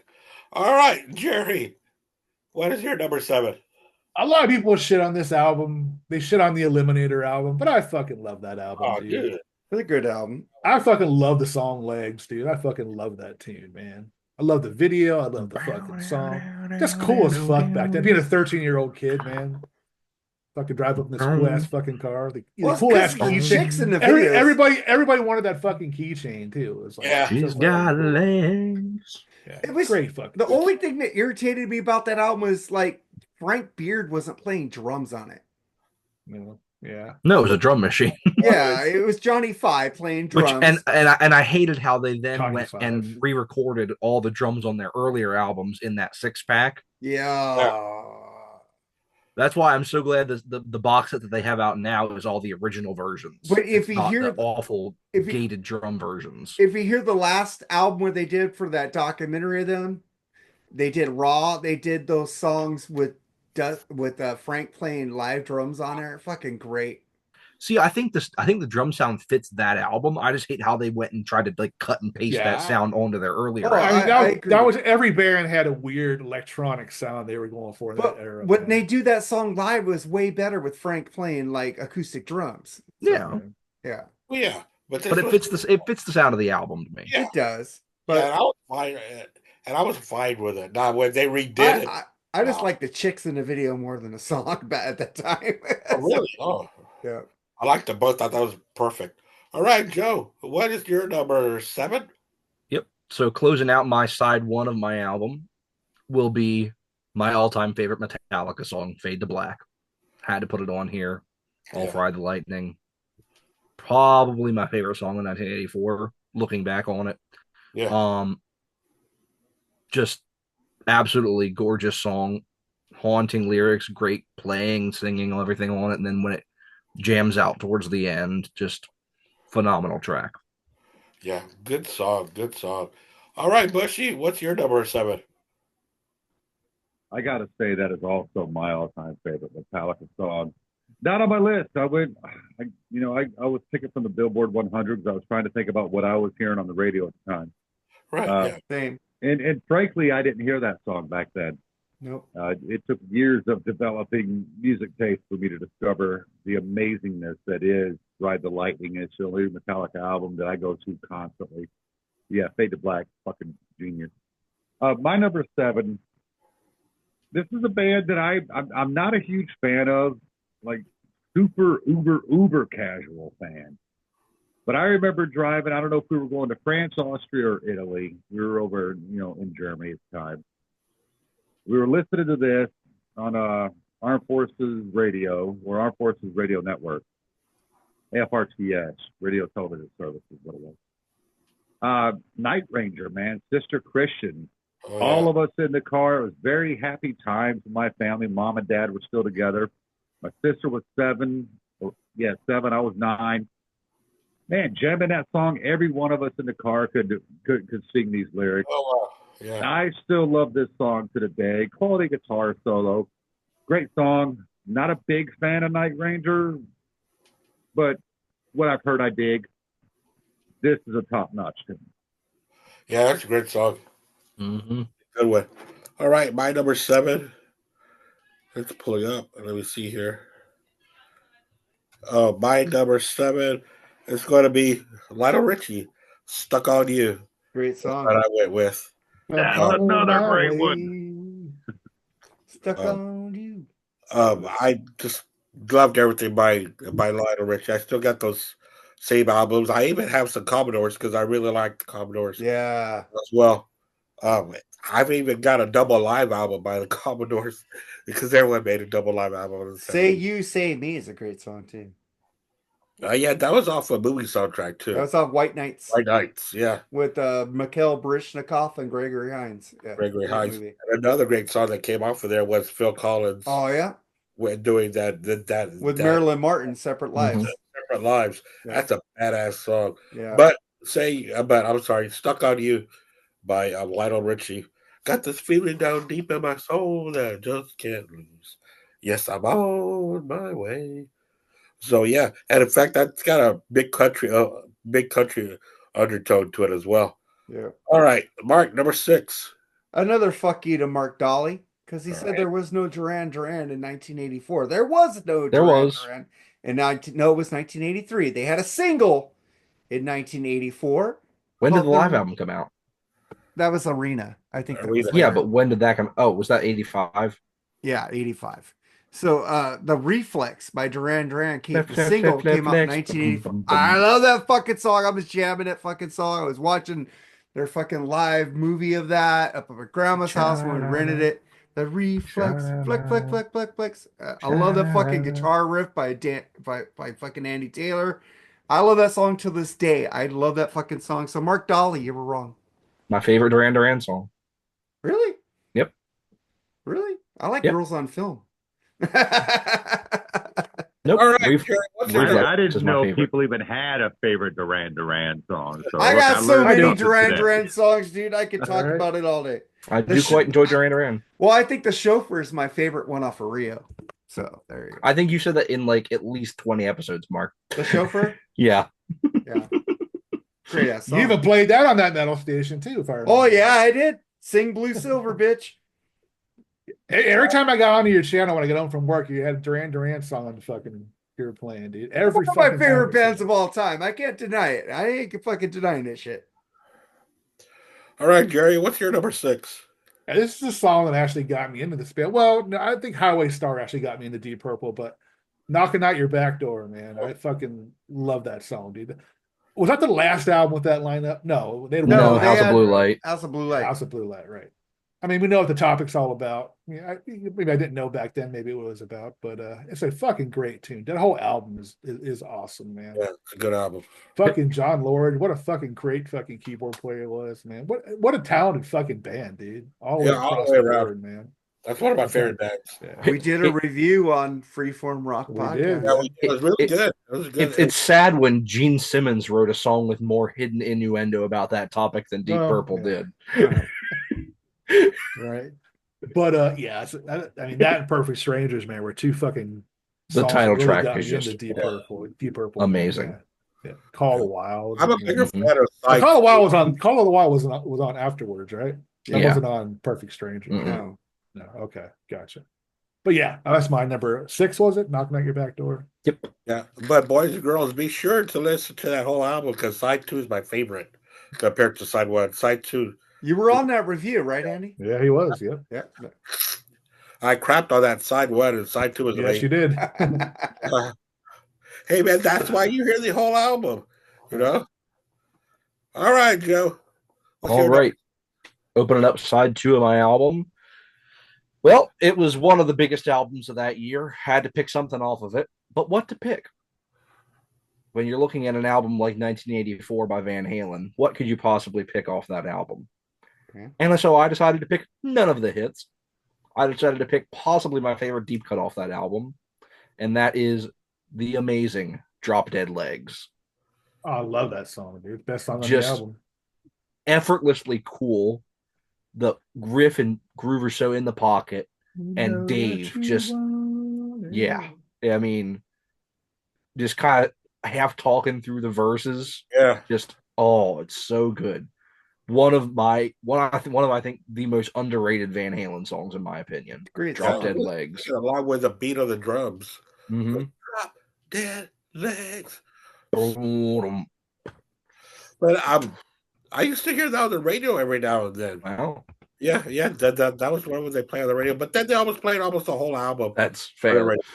Yeah, maybe not Pretty much- House of Pain. Pretty much everything except the last 2 songs. Yeah. But other than that, I could do without Top Jimmy. Other than that, all the rest. Oh, of the no, I'm songs. not a I huge love fan of Top Jimmy. Oh, I love Top Jim. Top was so awesome. Top Jimmy's my favorite. Top Jimmy's my favorite. Ooh. No, but the way that David Lee Roth sings it, Oh, dude, Yeah, I mean, yeah. so good. All right, Bushy, what's your number 6? I'm sticking with the same album, but I'm going pretty predictable. But probably, other than Human Being years later, probably my favorite Eddie guitar riff, man. And I'm not a big Dave fan. He talks a lot because he can't sing, but when he's doing that deep down, sexy talk, even I would fuck this guy. And man, Panama, what a great fucking jam! What a great jam! Easily top 2 favorite guitar riff that he ever wrote. Yeah, Everyone thinks it's so sexy, and he's talking about his dick. No, it's a car, dude. Great jam, Stone Cold classic. You can pick just about anything except for the title track off of that record, and you've got a banger of a jam. You could probably throw Jump Away just from Burnout Factor, but I'm still gonna listen to it anyway. Yeah, I will Yeah. too. Absolutely. But I Panama even is like one of my favorite I'll Wait. songs. I like I'll Wait too. I mean, it's the whole album's great except for Top Yeah. Jimmy. Just smoke. I might have to spin that again very, very soon. My number 6, I'm going to go the other way from Van Halen 1984. This song's already been picked. Sammy Hagar, I Can't Drive 55. Nice. Poetic justice. It reminds me. It used to be 55 on the highways here, and You guys got 75, don't you, in Texas? No? 75 and 80 in places. We got 65 here in California. It's Yeah, 70 60 here. 65 is the highest you'll see it go in PA. 70 in Tennessee. Yeah, there's 75 and there's 80 I drive 70. between here and Corpus, and other highways. But I remember it was still 55, and I would go back and forth with my grandparents from Corpus to Houston. And I was, it was like almost a 4.5 hour drive. Now it's three and a half. But I told my grandpa to go faster. I was like, come on, grandpa, go faster. He goes, all right. And of course, woo-woo, they pulled him over for speeding. And my uncle was in the back. And man, my uncle told that story for years. My grandpa never got mad at me. He paid it, just whatever. But every time they talk about it, remember Andy? I say, yeah. But that song always reminds me of that because it was about that same time. So I Can't Drive 55 by Sammy Hagar. Really good album to VOA. Really good. That does have one of the Sammy songs that I do like, it, Two Sides of Love. I do like that song off that album. I love that song. So Sammy Hagar. All right, guys, number 5. What's up, Mark? All right, man. This is a song I got on a single. I love this fucking song. I played it at fucking church. Round and Round by Ratt. I fucking love this song back in the day. I took it to fucking church and played it in Sunday school. I thought it was a fucking cool single, and I got everybody in a Ratt back then. Yeah, Bushy, you don't like Ratt. But Round and Round rules. I love that fucking song. It's probably my only like hard rock metal song on this fucking whole list. Cool. All right, Jerry, what's your number 5? This is the only one that I'm projecting back to that year because I love this song so fucking much, dude. I'm fucking putting the Rhyme of the Ancient Mariner by Iron Maiden on this fucking list, dude. Oh, yeah. Man, what a fucking tune that is, dude. Still to this day, it's a fucking great song. What dude. a fucking album. Epic as fuck, man. I was in the 4th grade when that came out, and I was going to Catholic school. I didn't know who they were back then. So we had like Chris Kringle, where people buy you gifts and stuff. Well, me and this girl Margot, we were pretty good friends ever since we were kinder. She bought me the cassette of Iron Maiden for Chris Kringle when I was in the 4th grade. And I loved it. I took it home and I played it. And I've seen Maiden 3 times and they've never fucking done that song live, but they've done it the tour after that I missed all the fucking time, man. I did get into Maiden on that album in 1989, though. You know what? I think they played it for the Book of Souls tour. Nice. No, they didn't. They didn't do that. No, they did. I thought they did. Actually, the Book of Souls tour, the set list was kind of didn't they play that not on very good. Senjutsu tour? No, I didn't go to that. No, I saw the. They have to put that on their next tour. I mean, come on, they have to. If it's the first 6 I didn't albums. go to the Senjutsu tour either, but that's because I was afraid they were going to play songs off of Senjutsu. Oh, they did. I It was love awful. that. I love that. I do too. I had to sit through that garbage. Yeah. I love that. That's the only time I've ever seen Iron Well, Maiden. y'all need piss. I don't like prog. Iron Maiden, give me a 20-minute song, you lose me, man. And I love me some Maiden. For the record, I've They never don't seen play any Maiden, but I thought 20-minute that was songs on funny. Senjutsu. Nah, it's like 13, It's 14. close. It's too fucking long. Well, Still, that's why you don't. like Dream I Theater said- plays 20-minute songs, not. Yeah, but they're good 20-minute songs, Mark. That's a Gene different thing. Simmons does Yeah, they're 40-minute breaking out songs. Octavaria Fuck right Dream now. I'm like, Theater. yeah, baby. See, here's my whole thing. I saw Iron Maiden on that tour, and like I said several times on the show, one of the worst ways to open a concert ever was literally coming out and doing 3 straight songs off the new album before you play any classic songs whatsoever. I loved it because they're promoting a new album. That's awesome. They did that with Book of Souls too. They played their I first didn't 2 see that songs. tour. I preferred Book of Souls musically. I love that Listening to album it, because it got me into Ghost. Ghost opened up for him. So Ew. Yeah, Ghost killer band too. Yeah. Ghost that time too. That's cool. You know what the point of this is Bushy doesn't have any fucking Iron Maiden on his list either. My list is gay. well, I mean, most of these songs I put when I was 13 listened to, but this one I had to fucking project back to. He had sisters giving him good music back then. I had nobody. Yeah, I did. All right, Joe, what's your number 5? All right, well, the second half of my album features a lot of the greatest ballads of all time. And the first of those that I'm going to discuss is, just an iconic band of the late 70s and early 80s off of their last huge album. The beautiful, haunting Drive by the Cars. Yeah. Just the keyboards on that song get burrowed into your head, and then the lyrics are just so emotional, and the delivery One of my favorite vocal by Cars Ben songs. Orr. Yeah. Ben Orr is fucking Great amazing, fucking dude. song, dude. Who's gonna drive you home? I was listening. I tonight? love that album back then too. Oh yeah, Plane Heartbeat Ticket. City, amazing album. Heartbeat City, the What's that title song? track, dude. Yeah, Oh, I mean the title track. You might think Drive, Magic. I mean it was their last huge album. It was their big hit after Mutt two Lange, I'm a albums that very weren't. casual Lang. Cars fan. I forgot about that song. And But- when I saw it in the list, I was like, yeah, but what drive is that? I'm going through all these songs that have drive in it. That, Yeah. Those lyrics that never even hit my radar. As soon as Mark started singing it as horribly as he did, I was like, oh yeah, that's a great Yeah, that's a good song. Very good song. Who's gonna tell you when it's too late? Who's gonna pay attention to your dreams? There you go. That's how it's done. Who's gonna plug you in? That's a freebie. When you scream. I mean, just amazing. Benjamin Orr was amazing. Thinking nothing's wrong. All right, Bush, what's your number 5? This one, this particular band I had literally just gotten into, and it at that time, I got into the earlier stuff by accident.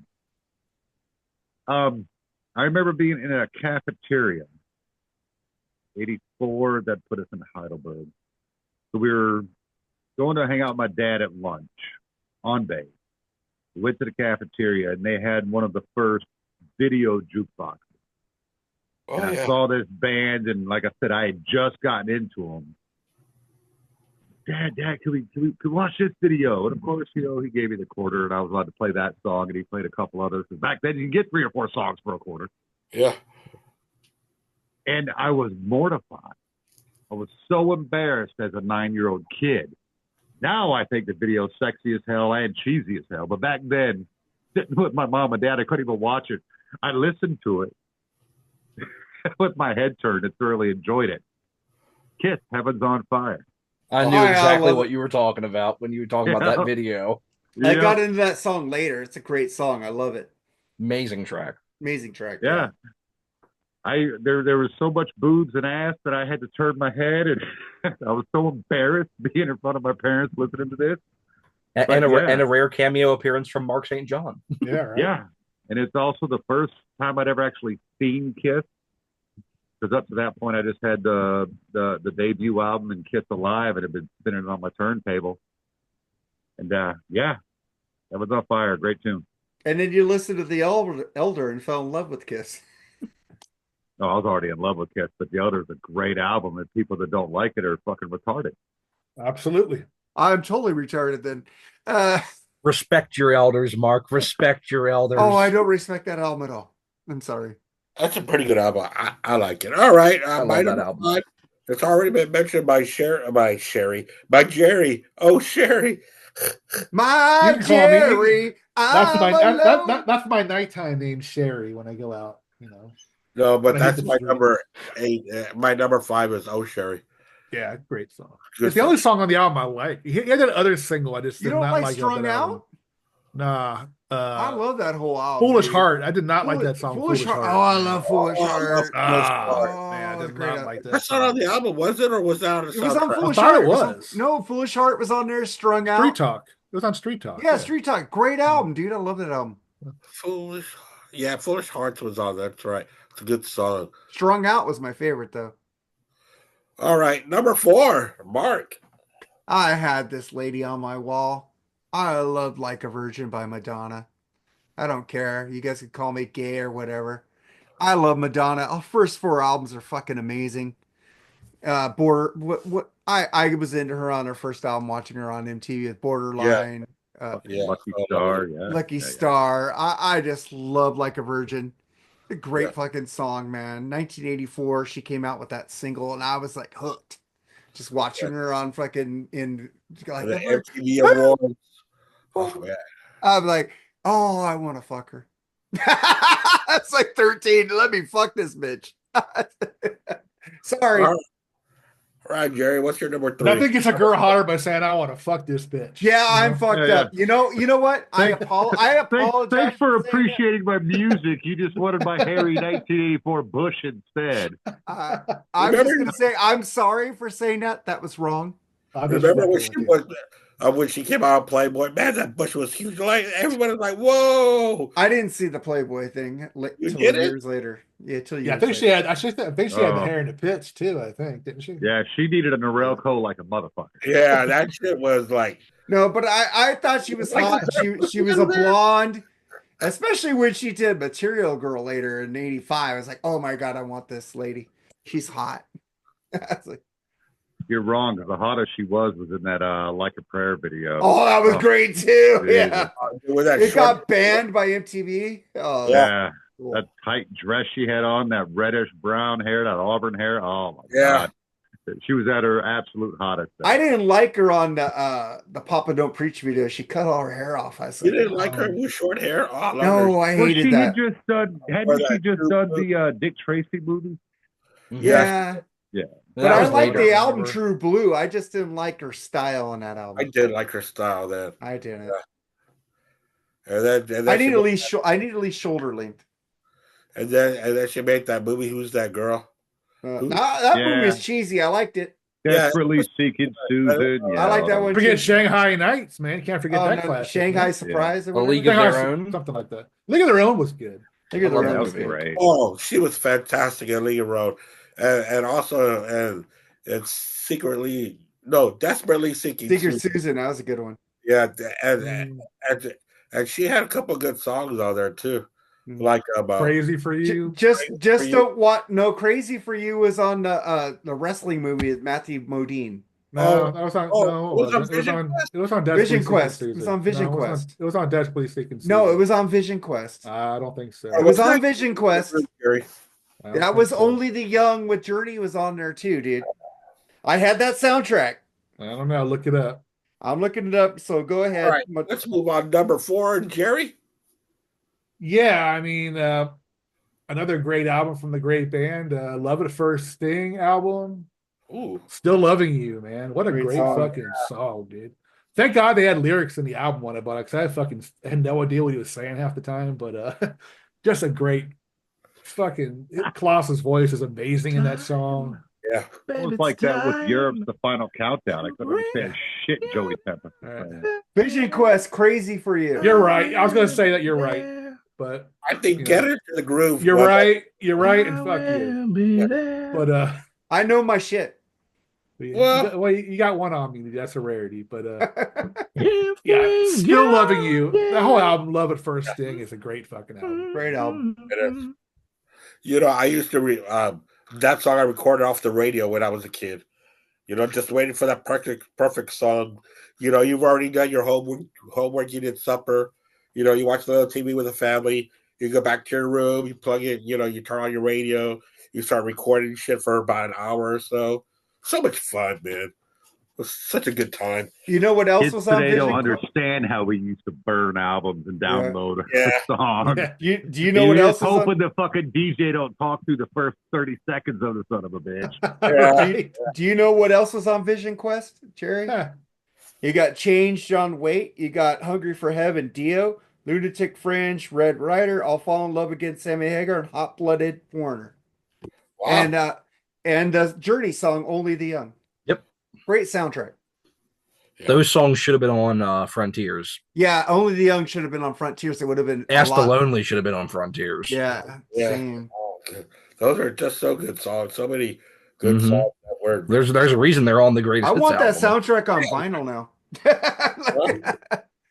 I don't think I have Vision Quest. I know that I got Footloose. I know that for a fact. Yeah. Jeez, I'm gonna be up all night. Even though I feel like going to sleep right now. Okay. Where are we, Joe? Me. Something about Jerry's pick, Still Loving You. Funny thing I found a couple of years ago on one of those endless 80s ballad tribute albums. Steve Whiteman from Kix did a cover of Still Loving You, and it's really good because he has the perfect voice for that. But yeah, great song. He did a great version of it. But my number 4, I'll quote some lyrics and then I'll leave it to Mark to sing it. Bright images flashing by like windshields toward a fly, frozen in this fatal climb, but the wheels Wheels of of time time just just pass pass you you by. by. Wheels can Between take the you wheels by around. Rush. Wheels can cut you down. Love that song. Between the Wheels by Rush Between off the Grace Wheels. Under Pressure. Great fucking Just a song. great song off a great underrated Rush album, in my opinion. So that's my fourth to last song. I guess I don't know what it is. All right, That's the Bush. last song on the album. Yep. It is. Bush, your number 4. Yeah, I couldn't tell you a Rush album front to back to save my life. Fucking Rush. My number 4 has already been mentioned. It is a banger of a song. It's the only good album that this band put out. The rest of it was just a couple good songs and a whole bunch of filler. Ratt, Round and Round, man. That video, Milton Berle in the damn video. I mean, come on, it was funny. That riff is thick. The whole album just absolutely crushes. Just absolutely crushes. I'll never talk shit about that record anywhere, anytime. Amazing front to back, but the MTV, the whole MTV generation thing, that's real. That's real. Yeah. And being able to see these bands, even though that's not what they're going to be like on stage, it's such a blast. Round around, hands down, and that's killer jam. It even beat out Kiss on this list. Damn. My number 4 is going to be off the debut album of this young lady. At the time, she was a young lady. But it's off of her album, She's So Unusual. I'm going with Cyndi Lauper, Time After Time. I absolutely love that song. I think it's great. Beautiful. She sings so beautifully. Co-written by the Hooters. Yeah. Eric Hyman and Brazilian. What song did you pick? I wasn't paying Hyman and attention. Eric Sorry. Brazilian. Time After Time. Time Oh After. yeah, that's a fucking great song, dude. Yeah, it's a beautiful song. Oh, what a great fucking song. I like the Hooters live when they sing it better, but that's just me. I really like the video too. They lived in that trailer outside of town. Yeah. And, It was an Airstream, wasn't it? huh? It was an Airstream, wasn't it? The metal type of trailer. Those things are badass, man. I do have that album on vinyl. It's not bad. Oh yeah, that's a good album. I sold it once and then I can't find it. I'm never going to sell anything again. Really? All right, Mark, number 3. I love this band. I take no bones about it. This band made better albums after their debut album, in my opinion. Aha, Take On Me. That is one of the most classic songs of all time. One of the best videos of 1984.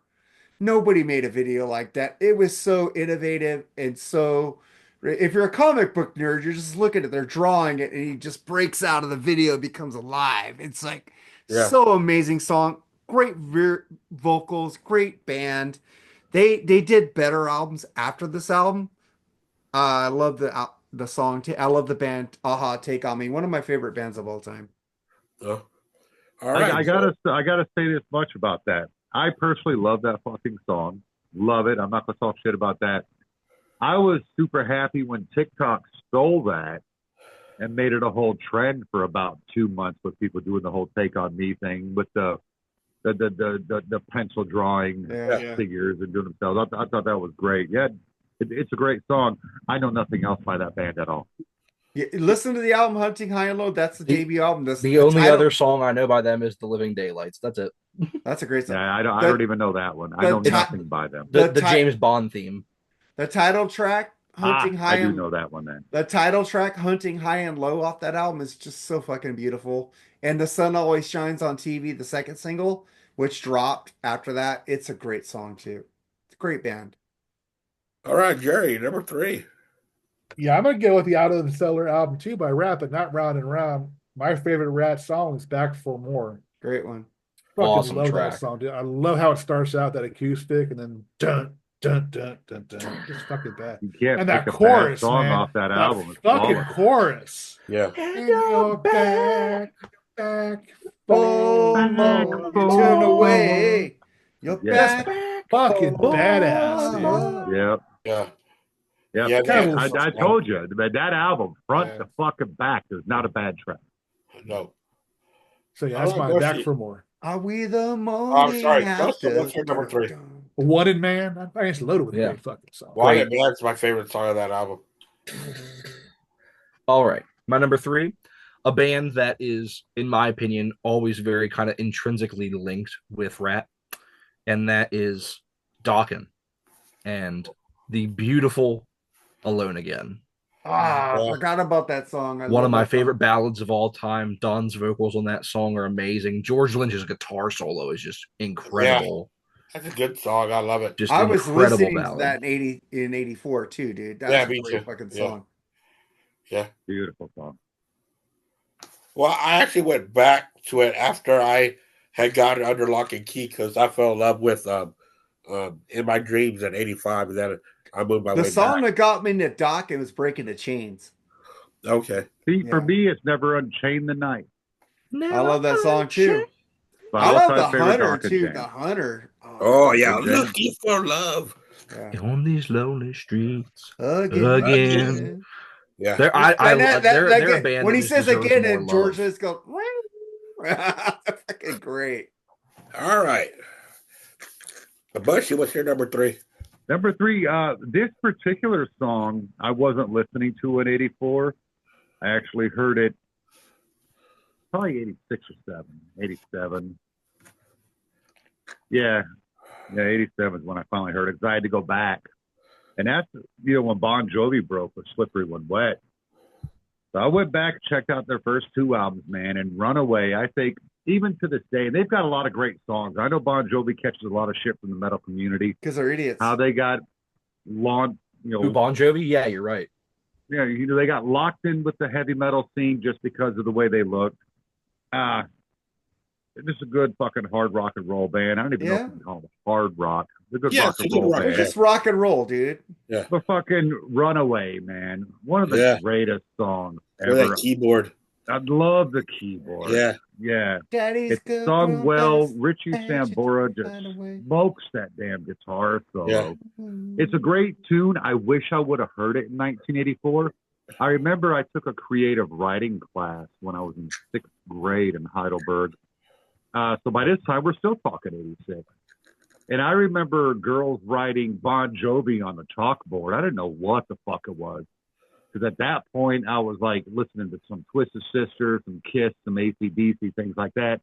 Most everything else was still what my parents listened to. Yeah. Once I got stateside, that's when it all blew the fuck up. And yeah, man, Bon Jovi, "Runaway," it's still one of my favorite songs. It's still one of those songs that, even though I've heard it a billion times, I never, ever, ever, ever turn it off. And there's a lot of songs I'll be like, I've heard it enough. Because I go between Hair Nation, Ozzy's Boneyard, and Liquid Metal. I've noticed the older I get, it's weird. I stay on Liquid Metal more. I'm liking the aggression. I'm liking the pissed off. I'm really liking the heavy, heavy, heavy stuff. "Runaway's one that I won't skip when I'm on, Hair Nation. I just think it's a flawless fucking song. Great tune. My number 3, I think it's already been spoken about. I'm not too sure. I don't remember, but number 3. No, it has not been spoken about. Huey Lewis and the News, "Heart of Rock and Roll." I love that song. I love the horns, the whole scene, and at the end of the video, he got like his heart pumping at the end. So cheesy, but I love it though. Huey Lewis and the News. Those guys were everywhere between '83 and '86. That Sports album was pretty fucking big, man. Yeah, it was. Yeah, great album. It's like, the only why? Huey Lewis album I own. The heart of rock and roll is still beating. From what I've seen, I believe it. The old man maybe. I Want a New Drug, I beating. think it's the best song off that album. That Yeah, they I didn't. agree. Dude, I love "Bad Is Bad." One I that love doesn't that make me song. sweat. And Oh, this that is song, it, "Bad Is Bad."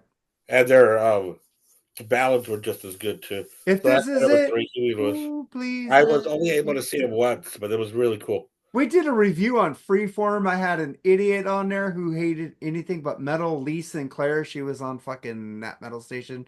She just said sucks, sucks, sucks. And I think after that show, I fired her because she pissed me off so much on that review.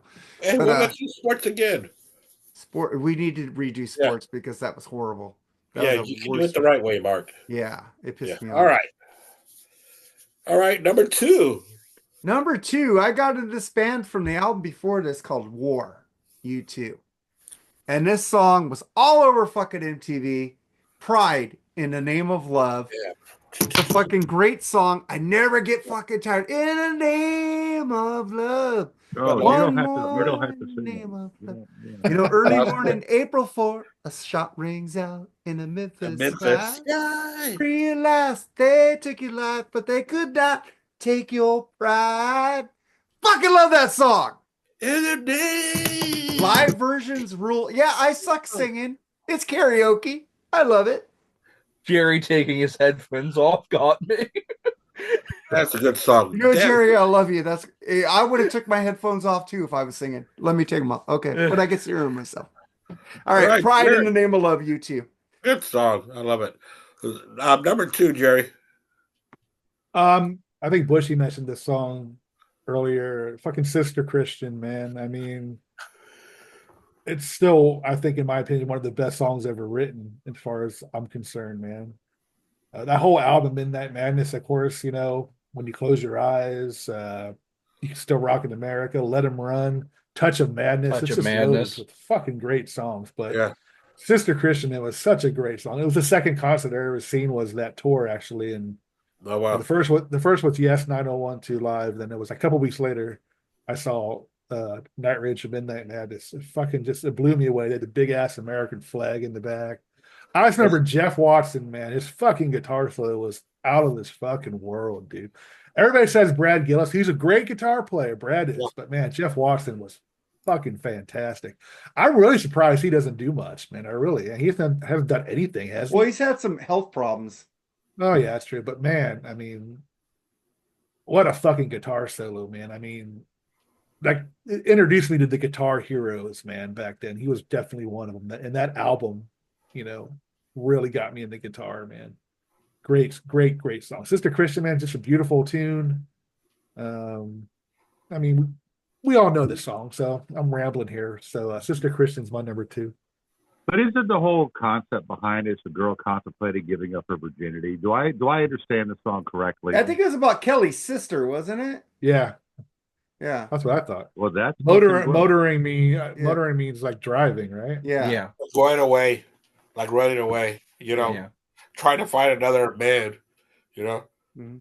because the boys don't want to play that game. And the acoustic version of that song is fucking amazing too. Motoring, what's your price for flight?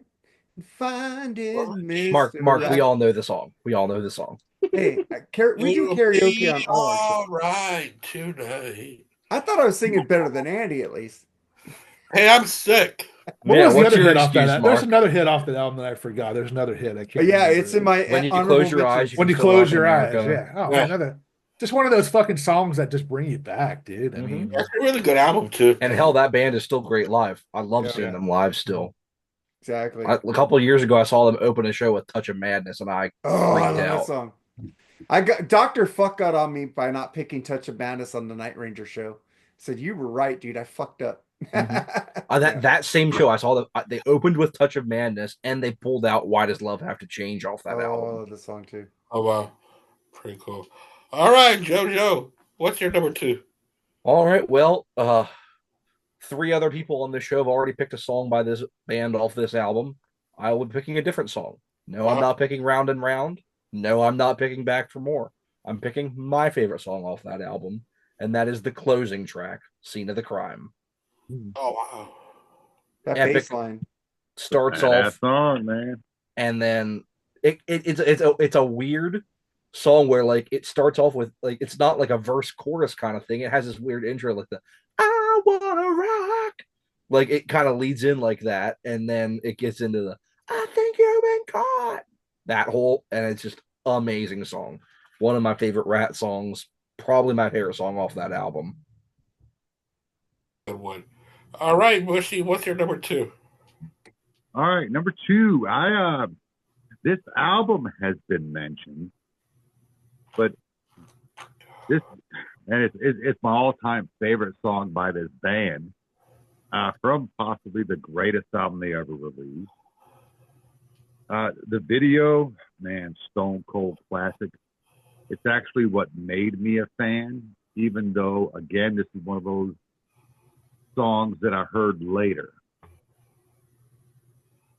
concept that had like 8 hours of heavy metal videos he had recorded off of MTV, and this video come across. Man, Motley Crue, Too Young to Fall in Love. Oh yeah. Still my all-time favorite Crue song.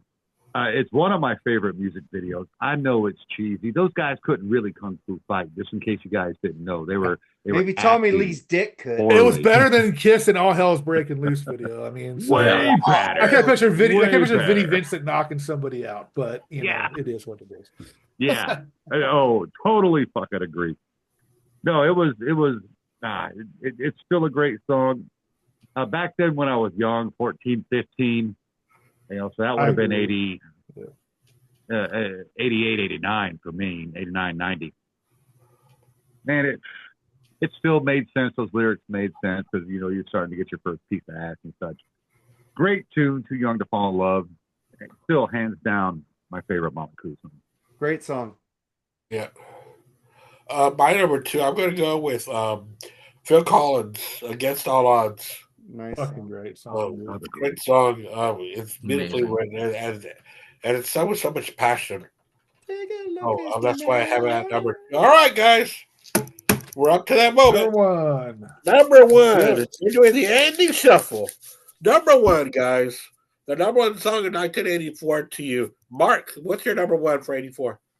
The world weighs on my shoulders, but what am I to do?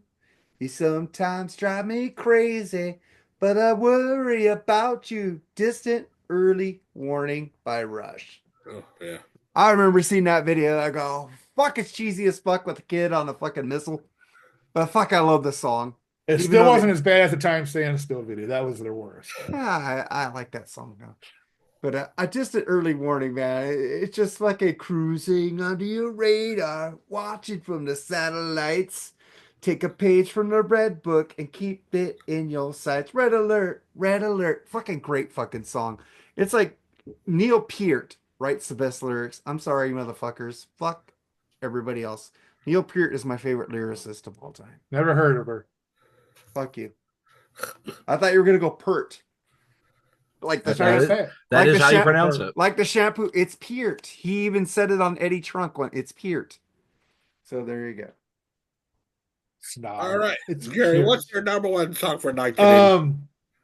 Joseph mentioned it earlier. This is definitely a top 10 song for me.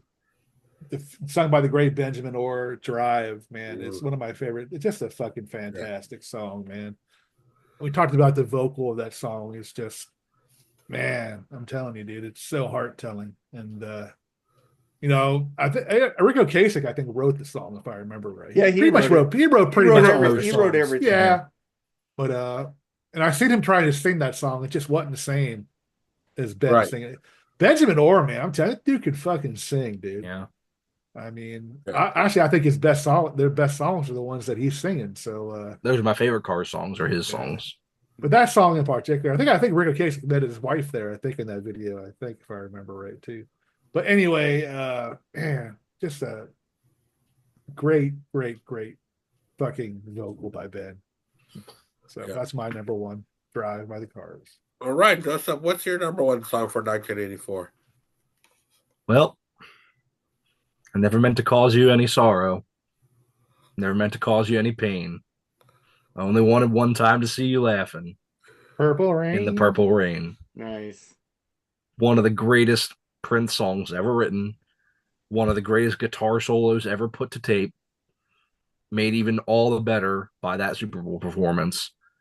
Just absolutely incredible. And then when it comes back in after the guitar solo with the sing-along part, I mean, absolutely iconic. Movie was terrible, but song. Yeah. I like the movie. It's not awful. Apollonia was. It's got Morris Day in it, and that's about all you can the ask time for. rules the motherfucking time, man. Mm-hmm. Do the bird. Morris Day in the motherfucking time. Mother. All right. Right. On that note, Jerry. Nope. Bushy. Bushy. Bushy. I got to tell you, I'm still pretty upset that Prince is not on my second list. Seems like kind of sacrilege. And yeah, Purple Rain is one of the greatest songs ever written. But number 1, when going through the songs that I saw. This one, I have the vinyl. I got my daughter into this record. This guy's way better known for his 70s stuff. Now, one album in particular, I think is flawless front to back, but I still prefer this one. It is off of Too Low for Zero. I guess that's why they call it the blues. Man, what a Great song. Such a good, the whole fucking album is great. I'm Still Standing, Too Low for Zero. This song, though, what a beautiful fucking ballad. I just like the Don't wish it away. Brings it down, Don't look at it like We were all me. singing that on the Elton John show. Yes, we were. I completely forgot about that song, or that would have made my list. That's a great fucking song. It's a great song. I know I kind of started off ballady. I rocked out for a minute, but yeah, Elton John. I guess that's why they call it the blues. What a beautiful. What a great song, dude. Yeah, great song. My number one, it's already been mentioned. It was mentioned early on, actually. I'm going with Don Henley's Boys of Summer. That was a great song. I still sing it loud whenever it comes on the radio, you know? Yeah, So, great song. I got Mark Dolly's list. You want me to go through Mark Dolly's list real quick? Sure. Since I didn't know you invited him. Sorry, Mark. Oh, no, wait, but he never told me yes or no. Yeah, that's true. He put number 11, The Price, Twisted Sister. Good song. 10, Aces High, Iron Maiden. Good song. Rock and Roll's Gonna Save the World by Y&T. 8, Free Will, Burning song. Judas Priest. 7, Still Loving You, Scorpions. 6, Oh Sherry, Steve Perry. 5, Fade to Black, Metallica. 4, Drive the Cars. 3, Born in the USA, Bruce Springsteen. 2, Hot for Teacher, Van Halen. And 1, Against All Odds, Phil Collins. Oh, good list. Great list. Good list. That is a great Good list. list. I like every one of those songs. Yeah. Yeah, me too. Good list. I can't believe I forgot about fucking Y&T. I was listening to that shit back then.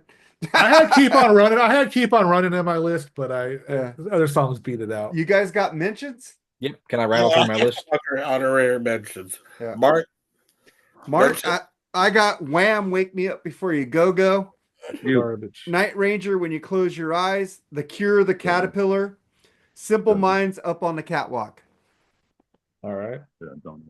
all right, Jerry. I have The Last in Line by Dio. You know, I gotta have some fucking Dio on there. Yeah. Around and Round by Ratt, For Whom the Bell Tolls, Metallica. Beyond the Black by the Great Fucking Metal Church. Slow and Easy. Slow and Easy was 84, right? Yep. Slide it in. Yeah, okay. Yep. Spellbound by Triumph. That's a great one. Don't Stop Running, Y&T. We're Not Gonna Take It, Twisted Sister. Hard Habit to Break by Chicago. Oh, I forgot about that one. I guess that's why they call it the blues, Elton John. And the great Analytics, Here Comes the Rain Again by the Oh, it's a fucking great one. Eurythmics. Beautiful. Eurythmics. All right, go. All right. Time to rattle through this list real quick. White Snake, Slow and Easy. Scorpions, I'm Leaving You, which would have been my pick off that album. Queen, Radio Gaga. Yes. Marillion, Fugazi. Sabotage, Dungeons Are Calling. Steve Perry, No Sherry. Cool. Elton John, Sad Song, Say So Much. Dio, Last in Line. Slayer, Chemical Warfare. Wasp, I Want to Be Somebody. Scandal, The Warrior. Oh, that's great. I almost picked that one. I forgot about that one. Kansas, Perfect Lover, the bonus track off their Greatest Hits album. Iron Maiden, Power Slave. Queensryche, Roads to Madness. Great. Kiss, I've Had Enough. U2, Pride. And Pat Benatar, We Belong. Oh, I love We Belong. I forgot about that one. Bushy, you got any honorable mentions, man? Oh, that was pretty good. Yeah, I just wrote down a few. I really should have looked at the heavy metal category. Boy, there's a lot of good metal that was released that year. Bryan Adams, Run to You, because, I mean, come on. Bruce Springsteen, Born in the USA, same thing. I think every red-blooded American was singing that song that year. And I know they make the political jokes, but I don't care what side of the aisle you're on. Everyone loved that song. Yeah.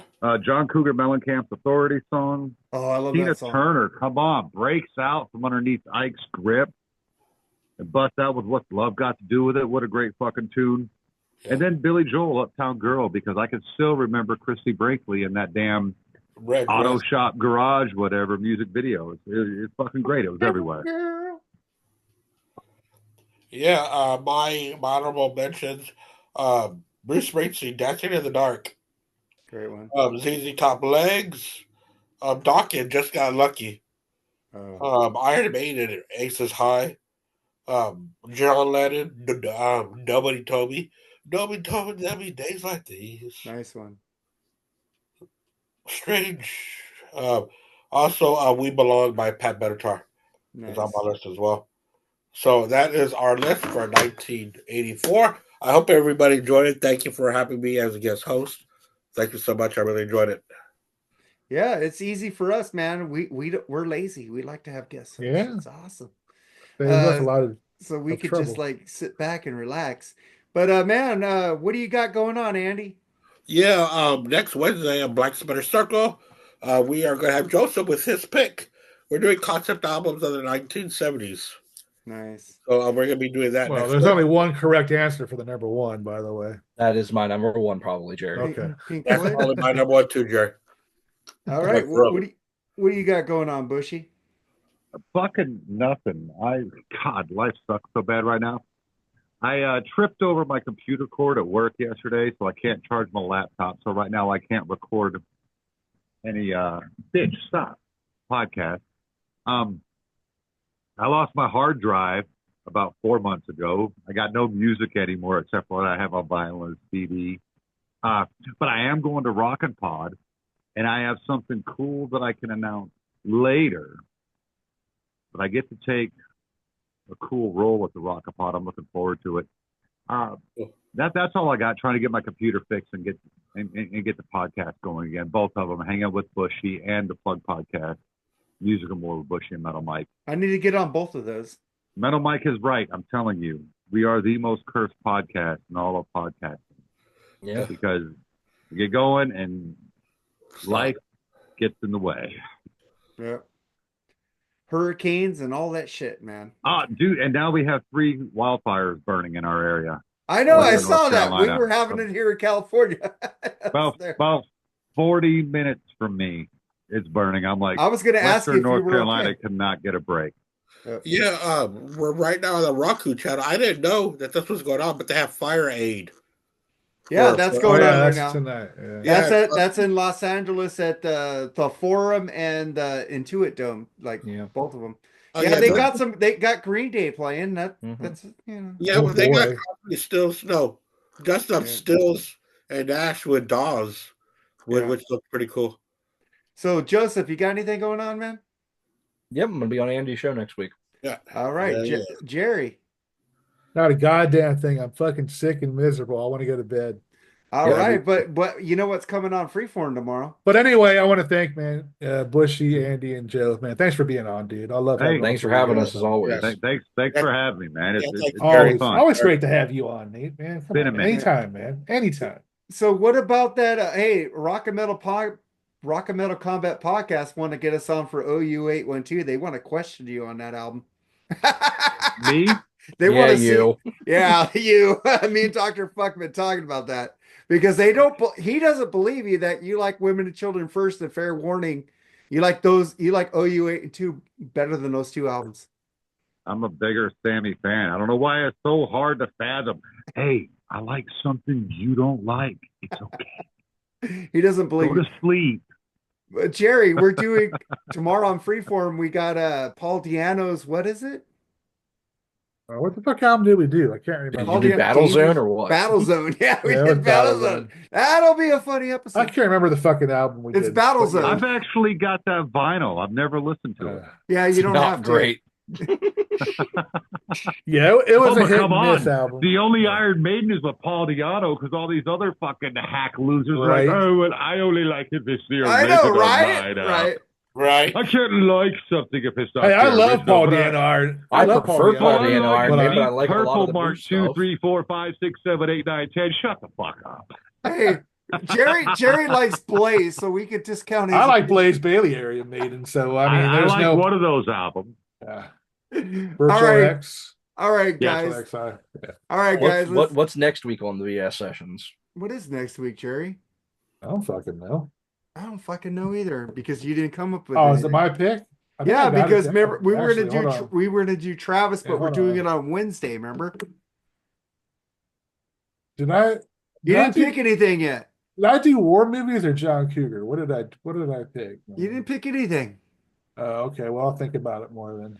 Yeah, By the because way, Jerry, I have been noticing your little health journey here. You look great, man. I just want to Thanks, let you know. brother. I appreciate it, man. Yeah, 60 look great. pounds, man. 60 pounds. Fucking man. awesome. So, yeah. yeah, I asked Jerry about 4 days ago because I'll think about it because we had to move Travis back because we're doing it on Wednesday Right. because you can't do Thursday. You're going somewhere. Yeah. So next Wednesday on BS sessions, we'll get back to you. Check out the group. I don't know where we're doing. All right. Later, guys. Thank you guys for being on here. You guys all rule. Rock on.